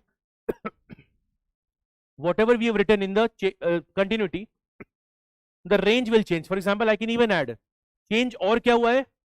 For example, more focus is on diaspora. Not that it was not there, absent, but it has increased. More focus on neighborhood. More focus, for example, on economic aspects, you see more and more FTAs, trade deals. That is also a change. Earlier, what was happening? Of course, till 1991, so you were having inward looking policy. Right now, focus is there, and there's a right of renewed focus. Talking of diaspora, you have seen people used to tag the earlier, right, external affairs minister, Sushma Swaraj, for example. Quick evacuation, quick relief, quick aspects. So if you want to add even a couple of more points, these points can also be added. These are something that you also see in the fund policy. What we have written are the decisive changes that you definitely see, right? But core kya rahega? Core will be the ends remain same, the means have changed. Is that clear? Fine. अब आ जाओ इस पे. We have done emerging world order. Now we will think from a India perspective. जैसे we are seeing a US-China rivalry going on. What is India's response to the US-China rivalry? Where is the US-China rivalry going on? हाँ, अब इस पे देखो India's response. पहला, just write down terms. Now this small slide is going to be very helpful to answer any of the major questions. What is India's response? पहला लिखो. You will write 3 keywords: strategic autonomy. India is able to make relations with both, right? Comma, Quad. Why does India have Quad? To counter China. So one is strategic autonomy, Quad, comma, supply chain diversification.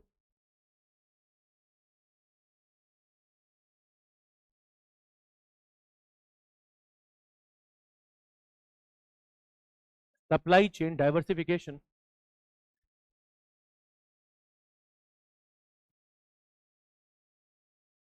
ये याद रखेंगे. With USA, we are a partner, but we are not an ally. So we are close to US, but we are not going to fight the wars of US. This is very clear. So India is a partner, India is not an ally. With China, again, we have relations, close relations, but we always maintain strong border security. What is that? Again, having realism in the relationship. So when I'm looking at US-China rivalry, so strategic autonomy, Quad to balance China, but with USA also, you are not getting so close that your own decision making is lost. So you have to balance both USA and China. India cannot go very close to one camp. In fact, even being close to USA, you had to face 50% tariffs initially, which was later on reduced. But my point is, the issue is, दो keyword याद रखना. US के लिए we use one keyword. US is unreliable and US is right now transactional. China के लिए we say China is coercive. China is coercive. So India has to play smartly.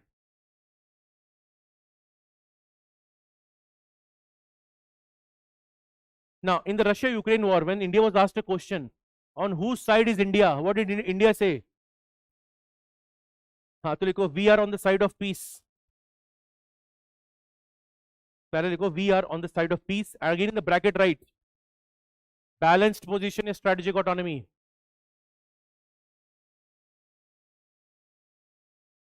Balanced position slash strategic autonomy.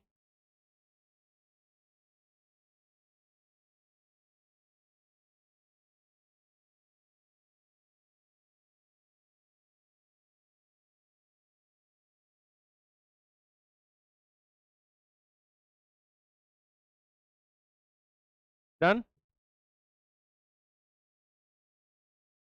Next लिखो इसी में, in Russia Ukraine, right, energy security.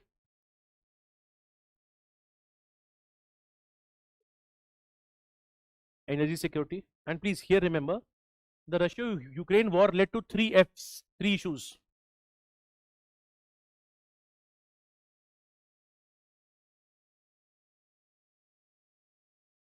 Food, fuel, fertilizers. India is trying to balance all the 3. We already know, despite the Russia-Ukraine war, India is still buying cheap Russian oil. For that, India has to pay 2 costs. कौन सी 2 cost हैं? Reputational cost, economic cost. That is the pressure, Western pressure, sanctions hai, right? So balanced position, yes, but remember that is why it is said strategic autonomy comes at a cost, and we are paying 2 costs for this, right? Come to third one, Chinese assertiveness. Chinese assertiveness. Come to India's response. Likho Quad, comma Indo-Pacific. Now below you have some space. Whenever now we will use the term Indo-Pacific, you will remember some keywords.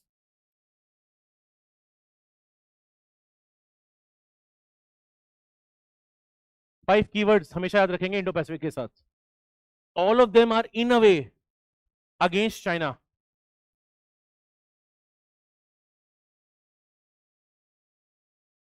Indo-Pacific vision is free, open, inclusive, prosperous, rules-based order. This is the indirect reference to China. Indirect reference.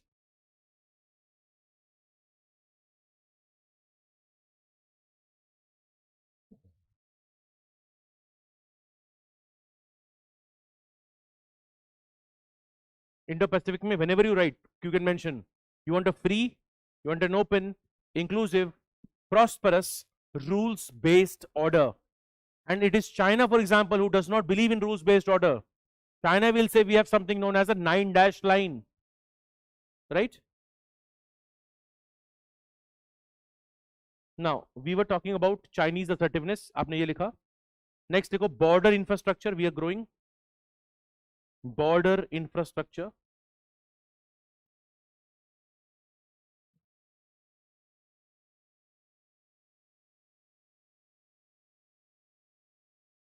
Fine. Come to deglobalization. अच्छा, in China's assertiveness you can also write A.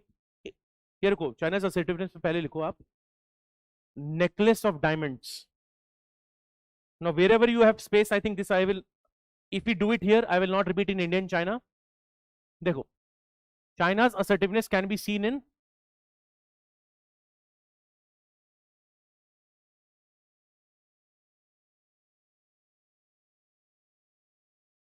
these are terms used by security experts. These are not official keywords. देखो, string of pulse, all of that comes related to Chinese BRI. Now, for example, China has a base in Djibouti. Where is Djibouti? The Horn of Africa. ठीक है?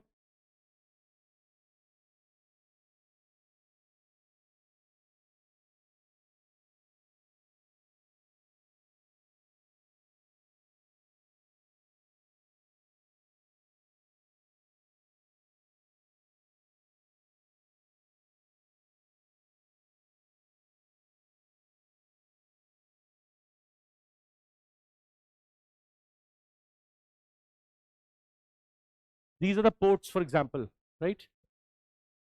China is building. Now, these ports, if you look at the geography of India, almost it is encircling India. इसीलिए इसी को बोलते हैं string of pearls को.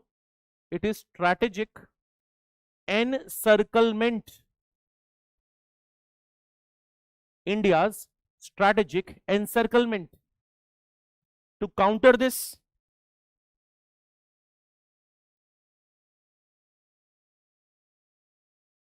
Chabahar is in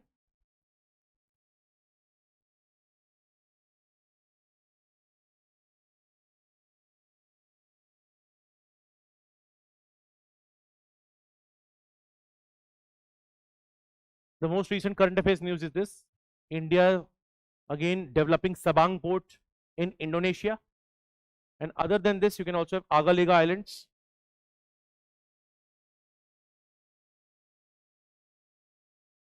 So how is India countering Chinese assertiveness? India is focusing on its own port projects. You should know these names. इसी साल जो अभी क्वेश्चन आया था BRI में, directly you can write this. But how BRI is becoming a theater of regional conflict. This is how the ports can be dual use projects. So Djibouti, Gwadar, Hambantota, Kwakpiu port. Necklace of diamonds, This is how India is developing its own ports. Chabahar is in Iran, Duqm is in Oman. Tabang port is the most recent news.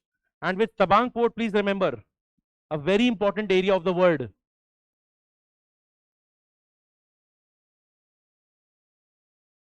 Strait of Malacca. Strait of Malacca.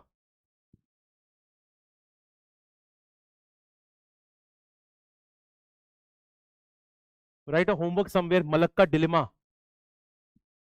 A term that is used in IR, Malacca dilemma. Hormuz, of course, we have read this year. But now I would want you to be aware of this as well.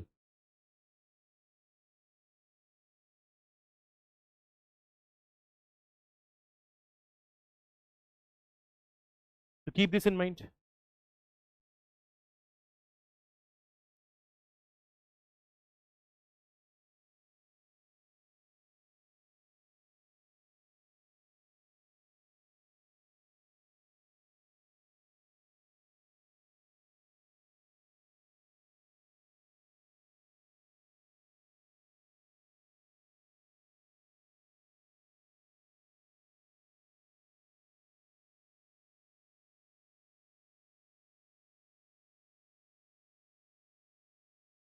Okay.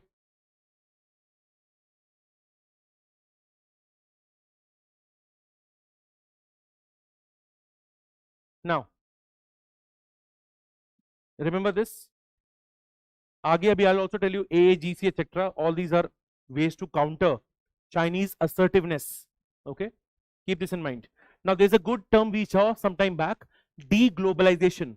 इसमें लिखो पहला term, again important term, China +1.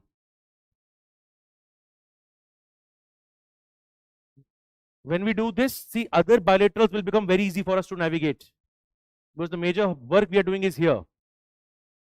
So one term was what? China +1, comma, make in India, comma, FTAs. We're having FTAs instead of how to counter deglobalization. FTA ka biggest example, mother of all FTAs, India EU FTA. Who has said mother of all FTAs? Ursula von der Leyen. Okay, who is she? Last year she was the chief guest of, last year means of course this year January, May, the chief guest of the Republic Day parade. Okay, Ursula von der Leyen. Okay, so what have we written? China +1. What is China +1? Alternative to China, because China is integrated in global supply chains. This presents India as an opportunity, right? One, make in India लिखा आपने, FTA लिखा. Next लिखो इसी में resilient supply chain.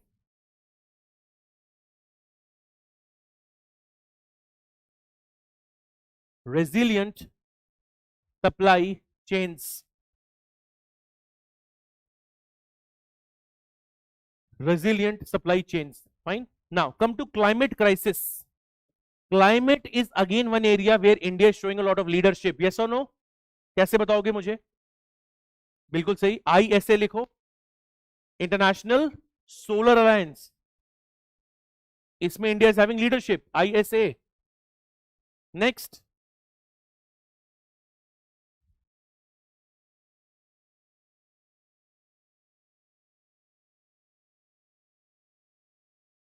देखो ISA, फिर लिखो CDRI, Coalition for Disaster Resilient Infrastructure. Again, India is championing the cause of it. Coalition for Disaster Resilient Infrastructure. Now, India talks a lot about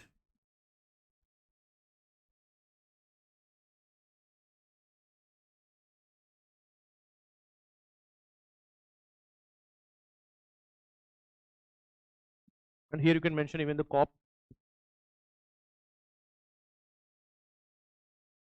दो keywords हैं, CBDR, Common but Differentiated Responsibility, RC's Respective Capability. तो पहला R है responsibility, दूसरा C है, अब देखो responsibility means जिम्मेदारी. If USA has emitted major emissions, it is their responsibility. Capability means what? Your technological economic strength. You cannot expect Tuvalu to do the same thing which China can do. दोनों की capacity में बहुत ज्यादा अंतर है. तो common but differentiated responsibility. See, environment is a global common. सबकी जिम्मेदारी है बट सबकी बराबर नहीं है जिम्मेदारी. क्यों? USA etc. have emitted far more than the others. That is the whole idea. So this ties to the idea of global emissions या global historical emissions. Okay? अच्छा, मैंने इसको यहां पे लिख दिया. You should write it. 1 second. अच्छा, मेरे में फिर क्लाइमेट क्राइसिस ऊपर लिखा है. Sorry about that. Okay. After climate crisis, what do we have? Crisis of multilateralism. This I think everybody aware of. लिखो. Reformed multilateralism. This keyword remember. Reformed multilateralism. लिखो bracket में. NAM, BRICS, G20. इन तीनों जगह पे India talks about this reformed multilateralism, comma. So this is one crisis of multilateralism. Second लिखो. UNSC claim we talk about. UNSC claim. And last लिखेंगे इसी में crisis of multilateralism. Vocal about UNSC claim. UNSC claim. India says, for example, we want a seat in the UNSC, permanent seat. Right? India is not represented. And the last thing in crisis of multilateralism, vocal about the voice of global south. Because in the multilateral institutions, global south is not represented. अच्छे से. Vocal about global south representation. बिल्कुल clear रखो दिमाग में. Vocal about global south representation. Now, tech geopolitics में what is India doing? Right? DPI diplomacy. DPI, digital public infrastructure diplomacy. DPI diplomacy. Next you go trust. सुना है trust? Trust is with which country? देखो, India, when I do India US, I'll tell you compact. In compact, it's a big project, military, commerce, technology. Within compact, we have something known as trust. Trust किसके बारे में है? Semiconductors, AI, biotech, quantum. So trust is a big current affairs update. पहले 2 years before, there was a project known as ICET, Initiative on Critical Emerging Technology. ICET का नाम change हो गया है. The name has changed. Now the name is Trust. Trust is under compact. This I do when I do US with you. This is an update of 2025. So trust is all about semiconductors, AI, biotech, quantum. We're talking of tech geopolitics. India has to take a lead.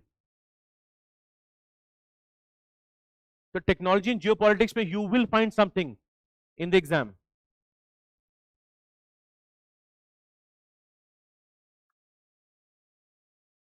Right? So DPI diplomacy is one, trust is one, and again with more countries the focus is on the technological aspect. With EU we are focusing a lot on green hydrogen, for example, wo sari baat, right? So technology etc. is integrated, right? The last point I think in your handout was climate crisis. This we have done. ISA, TDRI etc. etc. So this particular thing will help you. If we have a global crisis, what is the response India has to that crisis? Is that clear? Fine. Come to the next page.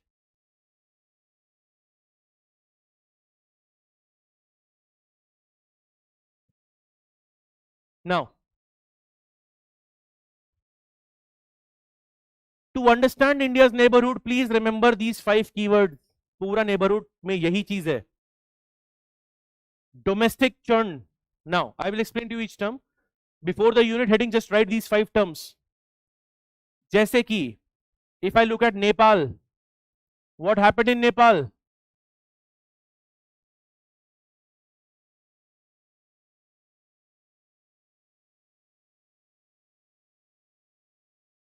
In neighborhood, please remember, domestic churn, and you can think of domestic politics, is an important factor which influences India and its neighborhood. Sri Lanka, maybe there was Gotabaya Rajapakse, his government, and he had to resign because of which movement? याद नहीं है? I've done that movement with some students, so I'll make you write down.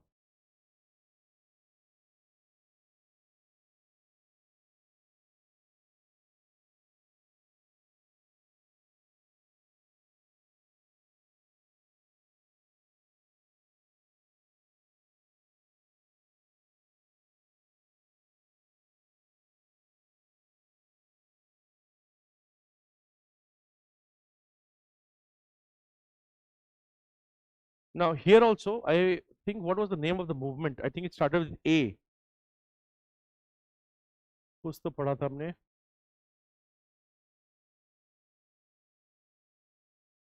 Otherwise, see the name later on. Main thing is here also, there was an anti-government movement in Sri Lanka. So the point is, neighborhood, the main factor, the first factor in neighborhood is what? The domestic issues the neighborhood faces. So think of any neighborhood. Neighborhood will have domestic issues. सबसे पहला domestic, be it Sri Lanka, be it Nepal, be it Bangladesh, be it Maldives. Sometime back, Maldives, what was happening? India out campaign, right? So domestic issues are there, yes. In every country, ये dimension रहेगा. Which dimension? China. China, through its BRI, will try to make an influence, and China will also try to influence domestic politics of those countries. We spoke about Aragalya. Okay, ठीक है. पढ़ लेना इसको बाद में. There is a Aragalya movement in 2022. It is again a movement for collapse of the government, just like Gen Z protests. Now, another common factor in the neighborhood is India's delivery deficit. इसके लिए remember, we often say India promises, but China delivers. Constant feature, right? Next, in the neighborhood, you also have connectivity, sovereignty issues. One very good example here can be CPEC, China-Pakistan Economic Corridor, right? It goes through POK. Second thing, connectivity के साथ problem एक और है, the issue of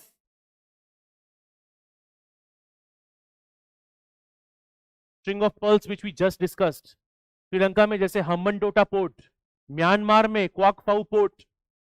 So connectivity is not just connectivity, this is geo-economics. Connectivity may have a military dimension, it may be hidden. Very common features, कोई भी country होगी ये तो होगा ही वहां पे. So one feature is domestic politics will be a challenge. Second is China factor. Third is India's delivery deficit. Almost in every country, this is the common challenge we will see again and again. चाहे वो भूटान हो, be it Myanmar, be it Bangladesh, we have had projects lingering on for 10 years. It will create negative impact also.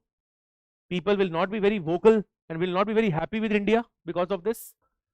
So some automatic points, any country that you are thinking of, Sri Lanka, 3 से 4 points हमेशा common रहेंगे. Right? I hope this part is clear. Right? That is the simple framework: domestic issues, China factor, delivery deficit, and the fourth issue is related to the connectivity sovereignty. Now this can also be related to string of pearls. This is indirectly also related to China. Fine? 4 major things to think about. And as we do each country, you'll also get some clarity how to navigate those countries. In the countries, I will be telling you what are the important points. Fine? But bilaterals करने से पहले you should have a clear framework in your mind. Okay? Now, if this is clear, come to this part. Look at India's neighborhood. Okay? Now, we'll go in slightly more detail.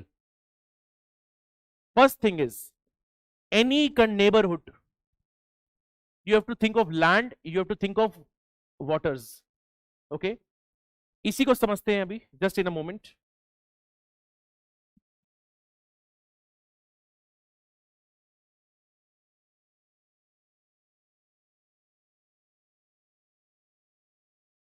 See, we have neighbors, right? If I'm thinking of India's neighborhood, you have South Asia, talking of, and you also have Southeast Asia, right? पहली चीज you have to remember, we have a neighborhood first policy. In our answers, we have to talk about the policy in whichever area it is there. For Southeast Asia, we have Act East policy. Now, anywhere there is water, kahin pe bhi pani hoga, right? Think of Indian Ocean region. What we will talk about? Sagar, and we can also link this to Indo-Pacific. Now, if I'm looking at these three aspects, now one by one, I'll tell you very simply points how to think about, and then the diagram in your handout will make a lot of sense. South Asia mein, if I'm looking at the land aspect, land borders, whenever there is going to be land borders, there is going to be trafficking hogi. Now, trafficking can be which types? Arms trafficking, human trafficking, and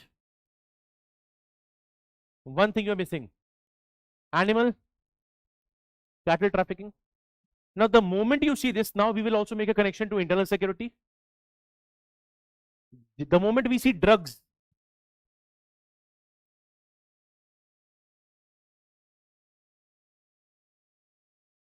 what is this? Earlier the term was golden triangle, golden crescent. MHA has changed these names to death crescent and death triangle. क्यों बोलते हैं हम इनको death crescent और death triangle? It is used for illegal trade. देखो, drugs can also be used for terrorism. इसको क्या बोला जाता है? Narco terrorism, right? Now, which are the countries in death crescent? Pakistan, Afghanistan, Iran. Now think of Afghanistan. Afghanistan is now ruled by Taliban. Most Taliban are drug opium warlords. Major money they get is by selling opium. Now this money can be used to buy weapons. This money can be used to fuel terrorism also. What is that? Narco terrorism. And if I look at Southeast Asia, same thing happens. Myanmar is a big hotbed of drug trafficking. A lot of drugs which enter Nagaland, which enter parts of Manipur, Tripura, in these borders, they come via death triangle. So if you're looking at your borders, ये issue तो होगा ही होगा. Arms trafficking, fake, which is human trafficking, drugs and cattle. This will be there, right? In addition to this, तो एक तो ये issue है land borders में. Again, this issue is also there because land borders are porous in nature, right? Difficult to have surveillance. We already have the issue of cross-border terrorism on these borders, right? This is largely when we focus only on the land aspect. ये तो challenge है. With every country, this is a constant challenge, right? Third thing, with the countries, do we have rivers? अगर rivers है तो अच्छी चीज क्या होगी? Hydro, or I should say power, tidal power. You can have, see, पानी जा रहा है, put a turbine, you can create energy out of it. But negative क्या हो सकता है पानी में? If you don't have water sharing agreement, for example, India and Bangladesh, they have water sharing agreement only for 2 rivers out of 54 rivers they share. ठीक, a water sharing agreement, if it is not there, challenge होगा. Waters rivers में एक चीज है, upper riparian state, lower riparian state. Water flows from up to low, low to up. from upper riparian to lower riparian. Think of rho GH, height factor है, उसी से पानी flow होगा, potential energy में difference. Now we see this also very much in the news. Acha, by the way, I forgot to tell you, this topic was also asked this year in GS1. South Asian rivers पे पूछा. In IR we always talk about three main rivers issues: Indus Water Treaty, Brahmaputra, Teesta. हो गया answer. And for everything there is a detailing. IWT, a lot of detailing is there. On Brahmaputra, China is building Medong Dam. India is building Lower Siang Dam. Dams are used to, let's say, regulate the flow of water. Yes or no? So dam कौन create कर रहा है, कितने create कर रहा है, is a challenge. And Teesta anyways is an issue. So river water sharing will be an issue, right? Now, if I look at waters, चलो मालदीव्स को सोचते हैं, श्रीलंका को सोचते हैं, राइट? वाटर्स में सबसे बड़ी बात क्या है? Sea line of communication. Think of Bab el Mandeb, think of Hormuz, think of Strait of Malacca. All the major trading shipping routes यहां पे होती हैं. And we are right now seeing the issue of weaponization of sea lane. सबसे बड़ा example क्या है? Straight of Hormuz. Oceans में I think the biggest thing that you would have heard about,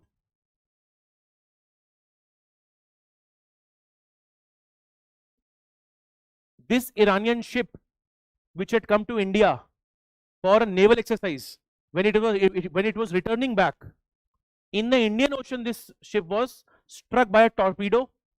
Almost 87 naval persons were there, all of them died in the ship. This is a big development when I'm talking of Indo-Pacific. Kyun? India says we are net security provider in the Indo-Pacific. But this tells me the conflict of West Asia is coming also to the Indian Ocean. And this will decrease India's influence in the Indian Ocean. This is that one example. The sinking of Iris Dena ship. This is the contemporary example. ये भी contemporary example है, Strait of Hormuz. So again, make sure that you link your current affairs also. Now, traditional examples क्या हो जाएगा?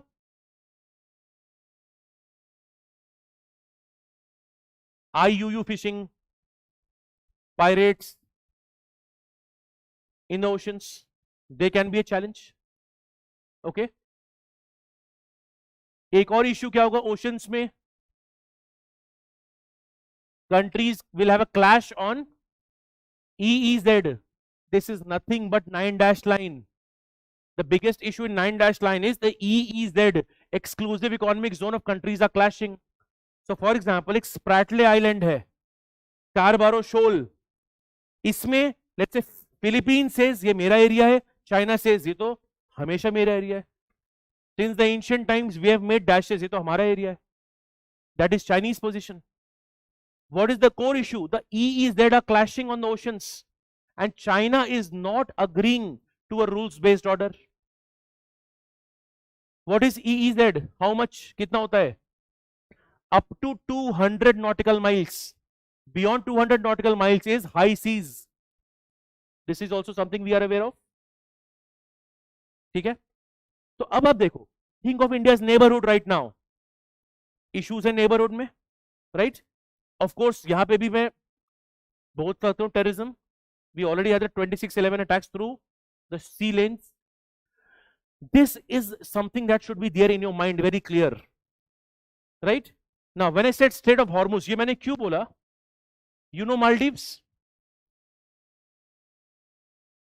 From West Asia, the ships that come, they come via Maldives, which means almost 80% of India's energy security goes via Maldives. If those ships are stopped in Maldives, or if something happens, will that cause an issue? Yes.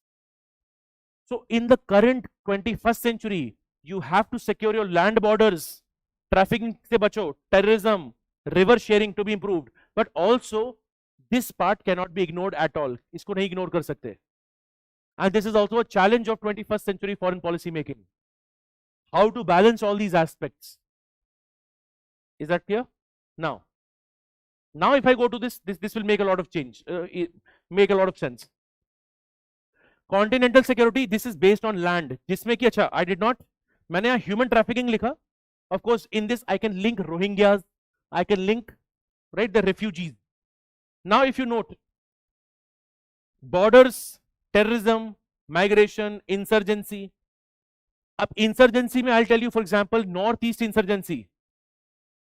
Let's say there is an insurgent group in Nagaland, they carry out some operation, they go to Myanmar, right? So this is an issue, China, Pakistan, so migration ka issue. Maritime security we just discussed.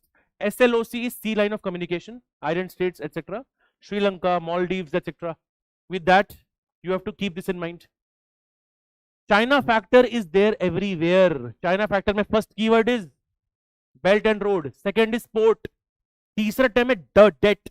Please underline this and write. We use a term with this. Debt trap diplomacy.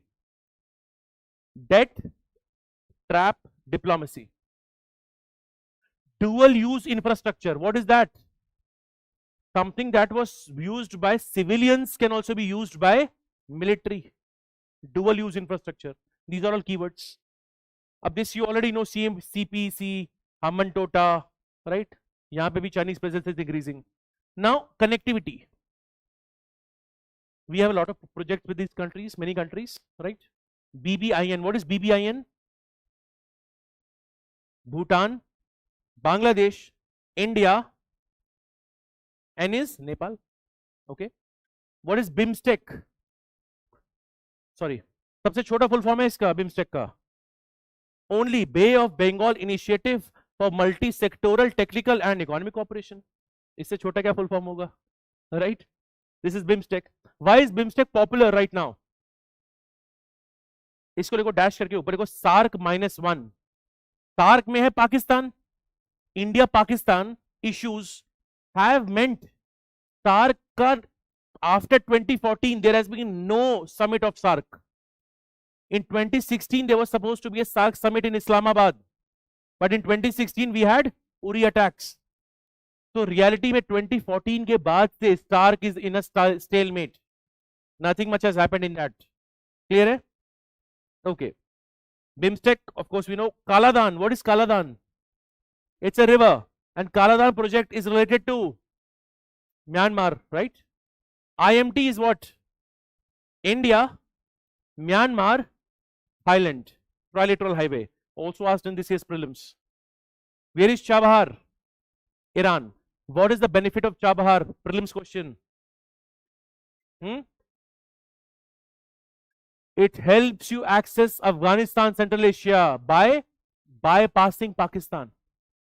Most important point. Fine, connectivity is there. Water and ecology, hydropower. अब यहाँ पे underline star mark climate. Climate change is there, and because of climate change, rivers are changing their course. इस वजह से there is also dispute. When we discuss India, Nepal, Kala Pani River may also change its course. Because of that, there is a dispute. Second thing, because of climate change, what will happen? The flow of monsoon, the flow of water every year, it is going to vary a lot. This is going to cause a problem, right? अब ब्रह्मपुत्र है, we know. Brahmaputra जहां लिखा है वहां पे लिखेंगे ऊपर मेडोंग dam. China is building this. This is a point of conflict. तीसरा तो you already know. Indus, what is happening in Indus? It is under abeyance, the Indus Water Treaty. Okay, we will discuss that.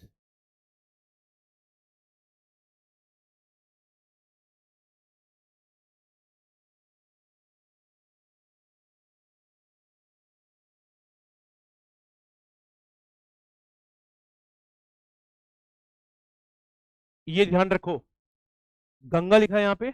Indian Bangladesh had a Ganga water sharing treaty in 1996. कितने साल हो गए? 30. This was set for a 30-year duration. it is going to expire. Okay, and this is why you will see many articles that why Ganga water treaty is in news. So just remember 1996 and write 30-year duration.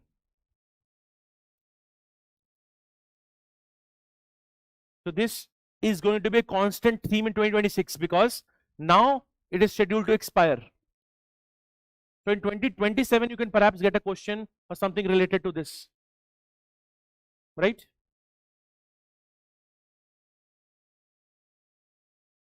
Now domestic politics spillover, which we were discussing. Bangladesh crisis mein what happened in Bangladesh? Sheikh Hasina fleeing away. Nepal instability because of the Gen Z protest. Sri Lanka mein same issue we saw. Sri Lanka also has a Tamil issue, Tamil minorities, the treatment of Tamil minorities, that is a challenge. And Maldives mein what happened is India out campaign in Maldives. Fine, keep that in mind. Now many regional organizations are there, right? SARC mein main issue kya hai? What is the SARC? India Pakistan stalemate, and SARC is dysfunctional from 2014. BIMSTEC is doing fairly fine, but BIMSTEC में recent challenge हुआ बांग्लादेश का, Bangladesh internal issues. We have BBIN, BBIN में main issue है Bhutan. Bhutan is very pro environment, and Bhutan says this agreement can lead to more emissions. This is a challenge.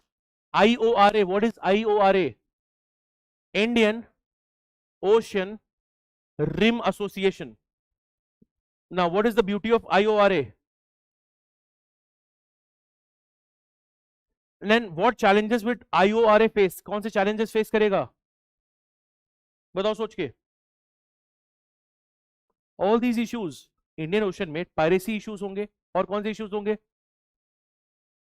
Just think about it. What will be the other issues in Indian Ocean? ठीक है, and any other thing? Okay, now you have some space that is remaining. A couple of things you should remember when I'm talking of neighborhood. पहला point लिखो.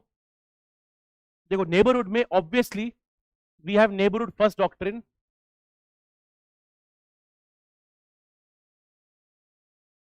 Right, this is almost 2014 onwards, but you will now write, I was mentioning to you this, write Gujarat doctrine and just write down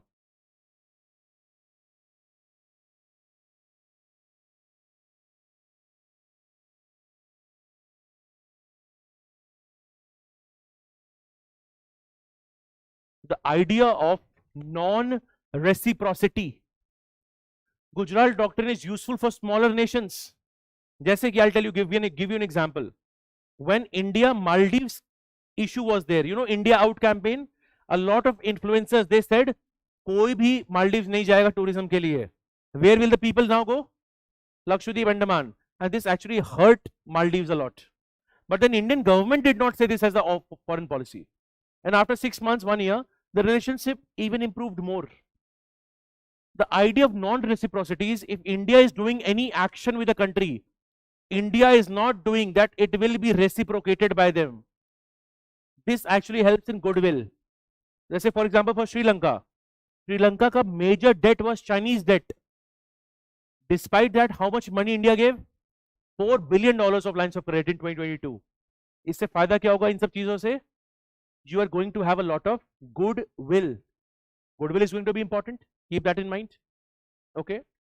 Now, so keep Gujarat doctrine can be useful in some countries. Conclusion में neighborhood, of course we know.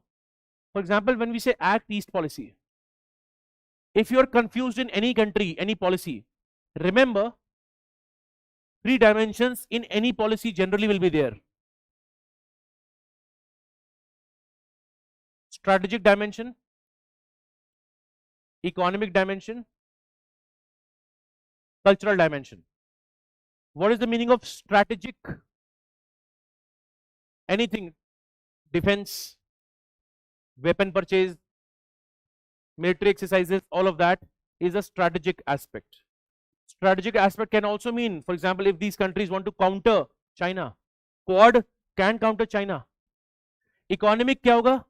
Again trade deals, tariffs, reduction, so on and so fourth. Cultural क्या होगा? Simple, people to people ties, education, exchange programs, right? This is going to be a part of it. So whenever I'm looking at any policy, our idea has to be, we have to ensure all of these things can be taken care of, right? Now next you have to write, इसी के साथ लिखो,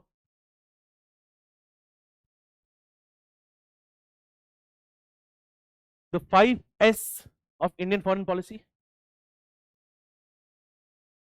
The 5S of Indian foreign policy. First लिखो सम्मान. What is the English of सम्मान? Bracket में लिखो respect. First is सम्मान, respect. Second लिखो संवाद. What is संवाद? Dialogue. Second is dialogue. Third write सहयोग, cooperation.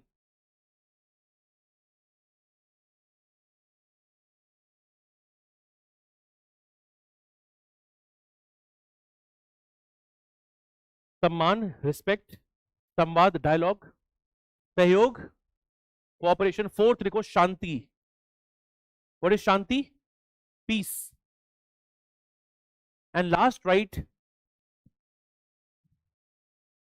Samriddhi. What is Samriddhi? Prosperity.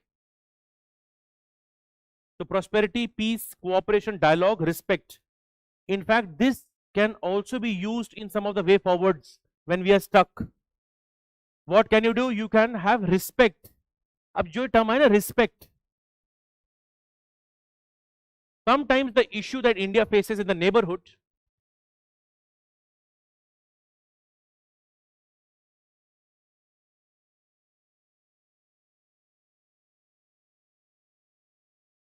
big brother syndrome. What is the meaning of big brother? Now, big brother can be seen to be interventionist, not respecting your sovereignty, right? So now India has made a very clear position. ये नहीं होना चाहिए. Some, see, many nations in South Asia are smaller nations. Geographically also, economically also, India is vast. So countries may feel that India is excessively dominant in the region. Problem हो सकती है. इसीलिए what do we say? We should go for, हमने क्या बोला term? सम्मान, respect. Now when you see संवाद, what is संवाद? Dialogue. Now India has border issues with China. What do we have in that? We have a border dialogue mechanism, right? Now if you say sir dialogue तो है China के साथ, but why don't we have right now a dialogue with Pakistan? क्यों नहीं है? India ने क्या बोला है? And here India uses a term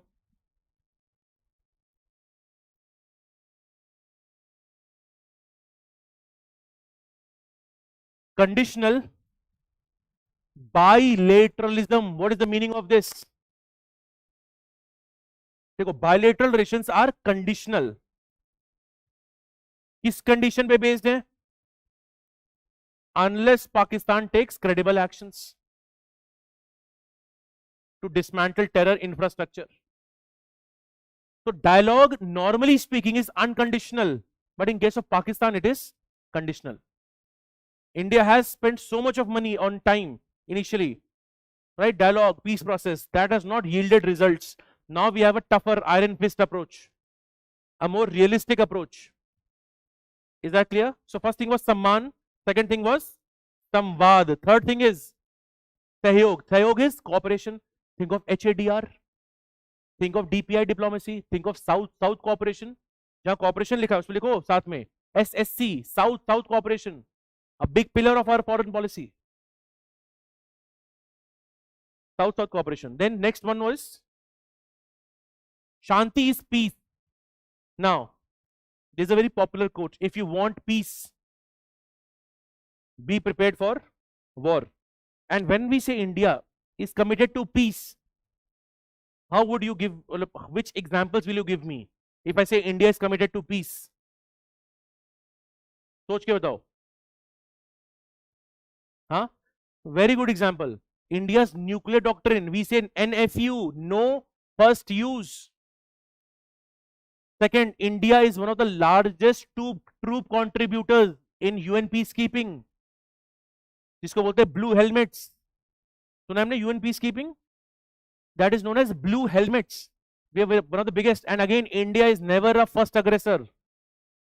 Even in Operation Sindoor, we said this was a specific retaliation done only on the terror camps without any collateral damage. It was not an unprovoked action, right? So Shanti, if you understand, Shanti se yaad rakhenge, no first use policy, right? India's peaceful credentials, not being an aggressor. And last is Samriddhi. Samriddhi क्या होता है? Prosperity. समृद्धि को कैसे link करोगे?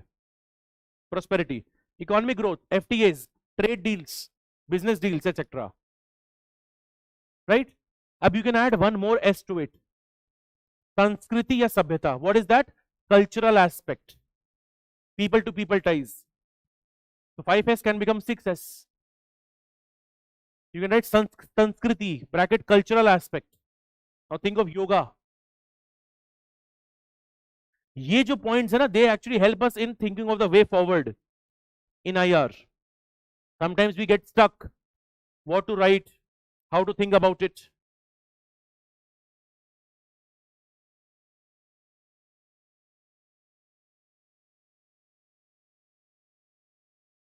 Till here, are we able to follow? Okay. Now, see, we have now had a snapshot of the neighborhood. Neighborhood में domestic challenges है. Neighborhood has a China factor.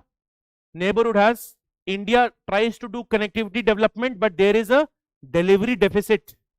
Yes, sometimes there is a sovereignty issues, land disputes, border issues, water issues. We now understand. We have a neighborhood first policy. We have an Act East policy. We have a Sagar doctrine. You also have a Mahasagar doctrine. What is Mahasagar? Mahasagar is Sagar for global south. So Sagar doctrine hai. You also have Mahasagar. If you know this, now when we move into, after the break, when we move into the neighborhood, one by one, country by country, then this will make a lot of sense. Okay? Now, I think the very next topic for you is China. Okay? We will start with China. China will be the crux. And again, I will tell you how we will navigate the bilateral relationships. The major heavy work of understanding the major themes of IR now we have done. Now we'll move into country by country first. Okay? And then we'll explore other dimensions. Now, the people who are watching this, again a small announcement for you. Acha, it is, first thing is, of course, we meet.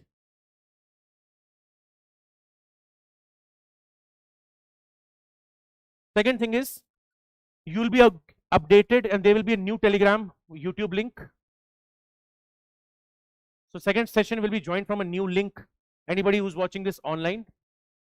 Now the live stream will end on the YouTube that is available for the public to see. Okay? We now meet exactly in 45 minutes. Then we will continue the interesting section of neighborhood. After neighborhood, then we go to ASEAN, SAARC, BIMSTEC, etc., India, USA, and then we'll move forward. Okay? Okay, then I'll see you after the break.